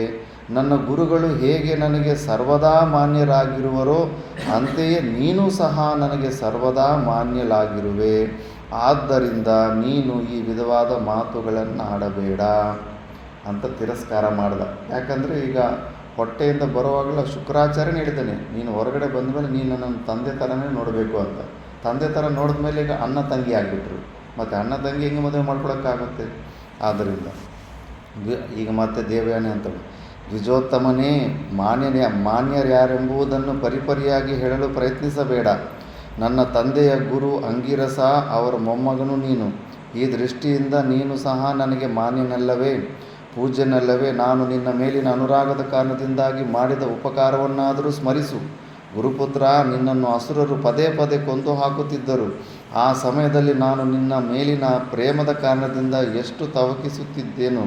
ನನ್ನ ತಂದೆಯವರ ಬಳಿ ಎಷ್ಟೊಂದು ಗೋಳಿಡುತ್ತಿದ್ದೇನು. ನಿನ್ನನ್ನು ಪುನಃ ಜೀವಂತವನ್ನಾಗಿ ಮಾಡಲು ನನ್ನ ತಂದೆಯವರನ್ನು ಮುಂದೆ ಕಣ್ಣೀರಿನ ಕಾಲುವೆಯನ್ನೇ ಹರಿಸುತ್ತಿದ್ದೆನು. ಕಚ, ನೀನು ಜೀವಂತನಾಗಿ ಬಂದೊಡನೆಯೇ ನನ್ನ ಹೃದಯ ಕಮಲವು ಅರಳುತ್ತಿದ್ದುದು. ನನ್ನ ಹೃದಯ ಕಮಲದಲ್ಲಿ ಕುಳಿತಿರುವ ಸ್ವಾಮಿಯು ಎದುರಿಗೆ ಬಂದನಲ್ಲ ಎಂದು ಆನಂದ ಬಾಷ್ಪಗಳನ್ನೇ ಸುರಿಸುತ್ತಿದ್ದೆನು. ಇದ್ಯಾವುದು ನಿನಗೆ ತಿಳಿಯದ ವಿಷಯಗಳಾಗಿರುವುದಿಲ್ಲ. ನನ್ನ ಸೌಹಾರ್ದ ಮತ್ತು ಅನುರಾಗ, ನಾನು ನಿನ್ನಲ್ಲಿಟ್ಟಿದ್ದ ಅನುಪಮಾದ ಭಕ್ತಿ ಎಲ್ಲವೂ ನಿನಗೆ ತಿಳಿದಿರುವುದಿಲ್ಲವೇ? ದ್ವಿಜೋತ್ತಮ, ನಿನ್ನಲ್ಲಿಯೇ ಅನುರಕ್ತಲಾಗಿರುವ ನಿರಪರಾಧಿನಿಯಾದ ನನ್ನನ್ನು ತ್ಯಜಿಸಿ ಹೋಗುವುದು ನಿನಗೆ ಖಂಡಿತವಾಗಿಯೂ ಯುಕ್ತವಲ್ಲ ಅಂತ ವಾದಿಸ್ತಾಳೆ. ಮತ್ತು ಈಗ ಅದಕ್ಕೂ ಕಾರಣ ಹೇಳ್ತಾನೆ. ಶುಭವ್ರತಲೇ, ಮಾಡಬಾರದ ಅಧರ್ಮದ ಕಾರ್ಯಕ್ಕೆ ನನ್ನನ್ನು ನಿಯೋಜಿಸುತ್ತಿರುವೆ. ಪ್ರಸನ್ನಳಾಗು ದೇವಿ. ನನ್ನನ್ನು ಇಂತಹ ಧರ್ಮ ಸಂಕಟಕ್ಕೆ ಸಿಕ್ಕಿಸಬೇಡ. ನಿಶ್ಚಯವಾಗಿಯೂ ನೀನೇ ನನಗೆ ಜನ್ಮದಾತಳು. ಗುರುಗಳಿಗಿಂತಲೂ ಹೆಚ್ಚು ಮಾನ್ಯಲಾಗಿರುವೆ. ಮತ್ತೊಂದು ವಿಷಯವನ್ನು ಹೇಳುವನು ಕೇಳು. ಇದರಿಂದಲಾದರೂ ನಿನಗೆ ನನ್ನನ್ನು ಆ ಅಧರ್ಮ ಕಾರ್ಯಕ್ಕೆ ಪ್ರಚೋದಿಸಬಾರದೆಂಬ ಮನಸ್ಸುಂಟಾಗಬಹುದು. ನಾವಿಬ್ಬರೂ ಭಗವಾನ್ ಶುಕ್ರರ ಹೊಟ್ಟೆಯಿಂದಲೇ ಬಂದವರಲ್ಲವೇ? ಶುಕ್ರರೂ ಸಹ ಇದೇ ವಿಷಯವಾಗಿ ನನ್ನನ್ನು ಕುರಿತು ಹೇಳಿದ ಮಾತುಗಳು ನಿನ್ನ ಜ್ಞಾಪಕದಲ್ಲಿಲ್ಲವೇ? ಅವರ ಹೊಟ್ಟೆಯಲ್ಲಿದ್ದಾಗ ನನಗೆ ಗುರುಗಳು ಹೀಗೆಂದು ಹೇಳಿದರು: ಪುತ್ರೋ ಭೂತ್ವಾ ಭಾವಯ ಭಾವಿತೋ ಮಾಂ ಅಸ್ಮದ್ದೇಹಾದ್ ಉಪನಿಷ್ಕ್ರಮ್ಯ ತಾತ ಸಮೀಕ್ಷೇತ ಧರ್ಮವತೀಂ ಅವೇಕ್ಷಾಂ ಗುರೋಃ ಸಕಾಶಾತ್ ಪ್ರಾಪ್ಯ ವಿದ್ಯಾಂ ಸ ವಿದ್ಯಃ. ಅಂದರೆ ನನ್ನ ಶರೀರದಿಂದ ಹೊರಬಂದ ನೀನು ನನ್ನ ಪುತ್ರನಾಗಿ ಈಗ ನಾನು ಉಪದೇಶಿಸಲಿರುವ ಮೃತ್ಯು ಸಂಜೀವಿನಿ ವಿದ್ಯೆಯಿಂದ ನನ್ನನ್ನು ಬದುಕಿಸಬೇಕು. ಈ ವಿದ್ಯೆಯನ್ನು ಕಲಿತು ನೀನು ವಿದ್ವಾಂಸನಾದರೂ ನನ್ನನ್ನು ನೀನು ಧರ್ಮದ ದೃಷ್ಟಿಯಿಂದ ಕಾಣಬೇಕು ಎಂದು ಹೇಳಿ ಬಹು ಸ್ಪಷ್ಟವಾಗಿ ನನ್ನನ್ನು ಶುಕ್ರರು ಪುತ್ರನೆಂದೇ ಕರೆದಿದ್ದಾರೆ. ಪುತ್ರ ಅಂತ ಶುಕ್ರಾಚಾರ್ಯ ಕರೆದಿದ್ದಾರೆ. ಈ ಎರಡು ಕಾರಣಗಳಿಂದಲೂ ಧರ್ಮದ ದೃಷ್ಟಿಯಿಂದಲೂ ನೀನು ನನಗೆ ಪ್ರೀತಿ ಪಾತ್ರಳಾದ ಸನ್ಮಾನ್ಯಳಾದ ಭಗಿನಿಯಾಗಿರುವೆ. ನೀನು ನನ್ನ ತಂಗಿ ಆಗಿಬಿಟ್ಟಿದೆಯಾ, ಇಲ್ಲ ಅಕ್ಕ ಆಗಿಬಿಟ್ಟಿದೆಯಾ ನೀನು. ನಾನೂ ಸಹ ಹಾಗೆಯೇ ಭಾವಿಸಿದ್ದೇನೆ. ನಾನು ಇದುವರೆಗೂ ನಿನ್ನೊಡನೆ ಬಹಳ ಸುಖದಿಂದಲೇ ಕಾಲ ಕಳೆದೆನು. ಈ ಕಾರಣದಿಂದಲೇ ನೀನು ಅಧರ್ಮಯುಕ್ತವಾದ ಮಾತುಗಳನ್ನಾಡಿದರೂ ನಾನು ನಿನ್ನೊಡನೆ ಕೋಪಿಸಿಕೊಳ್ಳುತ್ತಿಲ್ಲ. ನಾನು ಹೊರಡಲು ಅನುಜ್ಞೆಯನ್ನು ಬೇಡುತ್ತಿರುವೆನು. ಶ್ರೀವಾಸ್ತೆ ಪಂಥಾನಃ ಸಂತು ಎಂದು ಆಶೀರ್ವದಿಸು. ಧರ್ಮಕ್ಕೆ ಚ್ಯುತಿಯುಂಟಾಗದ ರೀತಿಯಲ್ಲಿ ಮುಂದೆ ಬರಬಹುದಾದ ಪ್ರಸಂಗಗಳಲ್ಲಿ ನನ್ನನ್ನು ಸ್ಮರಿಸು. ಅಂದರೆ ನನ್ನನ್ನು ಸ್ಮರಣೆ ಕೂಡ ನೀನು ಈ ಭಾವನದಲ್ಲಿ ಮಾಡ್ಕೋಬಾರ್ದು. ಒಬ್ಬ ತಮ್ಮನ್ನು ಸ್ಮರಣೆ ಮಾಡ್ಕೊಂಡಂಗೆ ಮಾಡ್ಕೋಬೇಕು ಅಂತ ಹೇಳಿದಾಳೆ. ನಾನು ಅವನನ್ನು ಪ್ರೀತಿಸಿದ್ದೇನೆಂದಾಗಲಿ ಅವನು ನನ್ನನ್ನು ಮದುವೆಯಾಗದೆ ಹೊರಟು ಹೋದನೆಂದಾಗಲಿ ನನ್ನನ್ನು ಸ್ಮರಿಸಬೇಡ. ಹೀಗೆ ಮನಸ್ಸಿನಲ್ಲಿ ಮಾಡಿಕೊಳ್ಳುವುದು ಸಹ ಧರ್ಮಕ್ಕೆ ವಿರೋಧವಾಗುತ್ತದೆ. ನಾವಿಬ್ಬರೂ ಒಡ ಹುಟ್ಟಿದವರಿಲ್ಲದಿದ್ದರೂ ಒಡ ಹುಟ್ಟಿದವರಂತೆಯೇ ಇದ್ದು ಬಿಟ್ಟೆವು. ಪ್ರಸಂಗವಶಾತ್ ಅವನು ನಮ್ಮ ತಂದೆಯ ಹೊಟ್ಟೆಯಲ್ಲಿಯೂ ಹುಟ್ಟಬೇಕಾಯಿತು. ಹೀಗೆ ಸ್ಮರಿಸಿದರೆ ಇದು ಧರ್ಮಕ್ಕೆ ವಿರೋಧವಾಗುವುದಿಲ್ಲ. ಅಪ್ರಮತ್ತಳಾಗಿ ಜಾಗರೂಕತೆಯಿಂದಿರುತ್ತಾ ನನ್ನ ಪರಮ ಗುರುಗಳ ಶುಶ್ರೂಷೆಯನ್ನು ಮಾಡುತ್ತಿರು ದೇವಯಾನಿ ಅಂತ ಹೇಳ್ತಾನೆ. ಕಚನನ್ನೇ ಪೂರ್ಣವಾಗಿ ಪ್ರೇಮಿಸಿದ್ದ ದೇವಯಾನಿಗೆ ಕಚನು ಮಾಡಿದ ಧರ್ಮೋಪದೇಶವು ಸಹ್ಯವಾಗಲಿಲ್ಲ. ಕಾಮಾತುರಾನಾಂ ನ ಲಜ್ಜಾನ ಭಯಂ ಅಂತಾರೆ. ಒಂದು ಸತಿ ಅದು ವಿಪರೀತ ಕೋರಿಕೆ ಇದ್ದಾಗ ಅವನು ಏನು ಅಕ್ಕಪಕ್ಕದವ್ರು ಯಾರೇನು ಕುಂತವ್ರು ಏನು ಯೋಚನೆ ಮಾಡಲ್ಲ ಅವನು ಆ ಸ್ಥಿತಿಯಲ್ಲಿದ್ದಾಗ, ಕಾಮಾವೇಶದಲ್ಲಿದ್ದಾಗ. ಕಾಮಕ್ಕೆ ಉಂಟಾದ ಪ್ರತಿಬಂಧವು ಕ್ರೋಧದಲ್ಲಿ ಪರ್ಯವಸನ ಹೊಂದಿತು. ಕ್ರೋಧ ಬಂತಂದರೆ ಅದ್ರ ಹಿಂದ್ಗಡೆ ಒಂದು ಕೋರಿಕೆ ಇರುತ್ತೆ. ಆ ಕೋರಿಕೆ ಪೂರ್ತಿ ಆಗದಿರೋ ಯಾವನೋ ಅಡ್ಡ ಬಂದಿರ್ತಾನೆ, ಯಾವುದೊಂದು ನಿಮಿತ್ತ ಅಡ್ಡ ಬಂದಿರುತ್ತೆ. ಆ ನಿಮಿತ್ತದ ಮೇಲೆ ನಮಗೆ ಕೋಪ ಬರುತ್ತೆ. ಅದಕ್ಕೆ ಕ್ರೋಧ ಬಂತಂದರೆ ಅಜ್ಞಾನನೇ, ಅದು ಅವಿದ್ಯೆನೇ. ಕ್ರೋಧದ ಹಿಂದ್ಗಡೆ 100% ಅವಿದ್ಯೆ ಇದೆ. ಯಾಕಂದರೆ ನೀನು ಕಾಮರಹಿತನು, ಇಚ್ಛಾರಹಿತನಾಗಿರಬೇಕು. ನೀನು ಮುಮುಕ್ಷು, ನೀನು ಸಾಧನೆ ಚತುಷ್ಟಿ ಸಂಪತ್ತಿದ್ದರೆ ನಿನಗೆ ಯಾವುದು ಕೋರಿಕೆಗಳಿರಬಾರ್ದು. ನಿನಗೆ ಕೋರಿಕೆಗಳೇ ಇಲ್ಲ ಅಂದರೆ ಕೋಪ ಬರೋದಕ್ಕೆ ಚಾನ್ಸ್ ಎಲ್ಲಿದೆ? ಕೋಪ ಬರ್ತಿದೆ ಅಂದರೆ ನಿನಗಿನ್ನೂ ಏನೇನೋ ಇಚ್ಛೆಗಳಿದ್ದಾವೆ, ಏನೇನೋ ಎಕ್ಸ್ಪೆಕ್ಟೇಷನ್ಗಳಿದ್ದಾವೆ. ಆ ಎಕ್ಸ್ಪೆಕ್ಟೇಷನ್ ಯಾರಾದರೂ ಬಂದು ಭಂಗ ಮಾಡಿದಾಗ ಅವ್ರ ಮೇಲೆ ನಿನಗೆ ಕೋಪ ಬಂದುಬಿಡುತ್ತೆ. ಇಲ್ಲೂ ಕೂಡ ಅಷ್ಟೇ, ಆಕೆಗೆ ಎಕ್ಸ್ಪೆಕ್ಟೇಷನ್ ಇತ್ತು ಮದುವೆ ಮಾಡ್ಕೋಬೇಕಂತ. ಆ ಎಕ್ಸ್ಪೆಕ್ಟೇಷನ್ ಈಗ ಭಂಗ ಆಯಿತು. ಅದಕ್ಕೆ ಅದರ ಮೇಲೆ ಕೋಪ ಬಂದು ಈಗ ಶಾಪ ಇಡಕ್ಕೆ ಹೋಗ್ತಾಳೆ. ಕುಪಿತಳಾದ ದೇವಯಾನಿಯು ಕಚನನ್ನು ಕುರಿತು ಗಂಭೀರವಾದ ಧ್ವನಿಯಿಂದ ಹೇಳಿದಳು: ಕಚ, ಧರ್ಮಾರ್ಥ ಕಾಮಗಳ ಪ್ರಾಪ್ತಿಗಾಗಿ ನಿನ್ನನ್ನು ನಾನು ನನ್ನ ಪತಿಯಾಗುವಂತೆ ಯಾಚನೆ ಮಾಡುತ್ತಿದ್ದೇನೆ. ಸಲ್ಲದ ಕಾರಣಗಳನ್ನು ಮುಂದೊಡ್ಡಿ ನನ್ನ ಪ್ರಾರ್ಥನೆಗೆ ಪ್ರತಿಯಾಗಿ ನೀನು ನಡೆದುಕೊಳ್ಳುವೆಯಾದರೆ ನೀನು ನನ್ನ ತಂದೆಯ ಬಳಿಯಲ್ಲಿ ನನ್ನ ಸಹಾಯದಿಂದ ಕಲಿತಿರುವ ವಿದ್ಯೆಯು ನಿನಗೆ ಸಿದ್ಧಿಸಲಾರದು. ನೀನು ನೀನು ಏನು ಸಂಜೀವಿನಿ ವಿದ್ಯೆಯನ್ನು ಕಲ್ತಿದೆಯೋ ಅದು ನಿನಗೆ ಸಿದ್ಧಿ ಹೊಂದೋದಿಲ್ಲ ಅಂತ. ಅಂದರೆ ತೀರಿ ಥರನೇ ಇರುತ್ತೆ. ಜ್ಞಾನದ ವಿಷಯದಲ್ಲೂ ಅಷ್ಟೇ, ಮ್ಯಾಕ್ಸಿಮಮ್ ತೀರಿಯಲ್ಲೇ ಒದ್ದಾಡ್ತಾ ಇರ್ತೀವಿ. ಅದು ಪ್ರಾಕ್ಟಿಕಲ್ ಆಗಬೇಕಂದ್ರೆ ಅದು ಸಮಯ ತಗೊಳುತ್ತೆ. ಅಪರೋಕ್ಷ ಜ್ಞಾನ ಆಗಬೇಕಂದ್ರೆ ಯಾವುದೇ ಮಂತ್ರ ಸಿದ್ಧಿಗಳು ಅಷ್ಟೇ, ಅದು ಸಿದ್ಧಿ ಆಗಬೇಕಂದ್ರೆ ಸಾಧನೆ ಮಾಡಬೇಕಾಗುತ್ತೆ. ಮಂತ್ರ ತೀರಿ ಥರನೇ ಇರುತ್ತೆ. ಅದು ಸಿದ್ಧಿ ಮಾಡ್ಕೋಬೇಕಂದ್ರೆ ಹೆಚ್ಚು ಜಪ ಮಾಡಿ, ಎಷ್ಟು ಅಂತಾರೋ ಮಿನಿಮಮ್ 1 ಕೋಟಿ ಜಪ ಮಾಡಿದಾಗ ಸ್ವಲ್ಪ ಚೇಂಜಸ್ ಕಾಣಿಸುತ್ತಂತೆ. ಯಾವುದೇ ಒಂದು ಮಂತ್ರ 11 ಕೋಟಿ ಜಪ ಮಾಡಿದ್ರೆ ಯಾವುದೇ ಗುರು ಪರಂಪರೆಯಿಂದ ತಗೊಂಡಿದ್ದು 100% ಅವನಿಗೆ ಸಿದ್ಧಿ ಸಿಗುತ್ತೆ ಅಂತ. 11 ಕೋಟಿಗೆ ಮಾಡಬೇಕು ಜಪ. ಅದು ಸುಮಾರು ವರ್ಷ ತಗೊಳುತ್ತೆ, 10-15 ವರ್ಷ ತಗೊಳುತ್ತೆ. 11 ಕೋಟಿ ಜಪ ಯಾವುದೇ ಆಗಲಿ ಮಾಡಿ ನೋಡಿ ಒಂದು ಸಿದ್ಧಿ ಕಾಣಿಸುತ್ತೆ ಅಂತ ಶಾಸ್ತ್ರ ಪ್ರಮಾಣದಲ್ಲಿ. ಆ ಥರ ಈಗ ಇವನಿಗೆ ವಿದ್ಯೆನೋ ಇತ್ತು, ಆ ವಿದ್ಯೆ ಸಿದ್ಧಿ ಆಗಬಾರ್ದು ಅಂದ್ಬಿಟ್ಟು ಶಾಪ ಆಗಿಬಿಡ್ತಾಳೆ. ಶಾಪ ಹಾಕ್ಬಿಟ್ರೆ ಅವನಿನ್ನೂ ನಿಷ್ಠ ಎಂದಿರೋ ಬ್ರಹ್ಮಚಾರಿ, ಅವನು ಶಾಪ ಆಗ್ತಾನೆ. ದೇವಯಾನಿ, ನೀನು ಗುರುಪುತ್ರಿಯು ಪರಮಪೂಜ್ಯಳು ಎಂಬ ಕಾರಣದಿಂದಾಗಿ ಧರ್ಮಕ್ಕೆ ವಿರೋಧವಾಗಿರುವ ನಿನ್ನ ಮಾತುಗಳಿಗೆ ಪ್ರತಿಯಾಗಿ ನಾನು ಮಾತನಾಡುತ್ತಿರುವೆನು.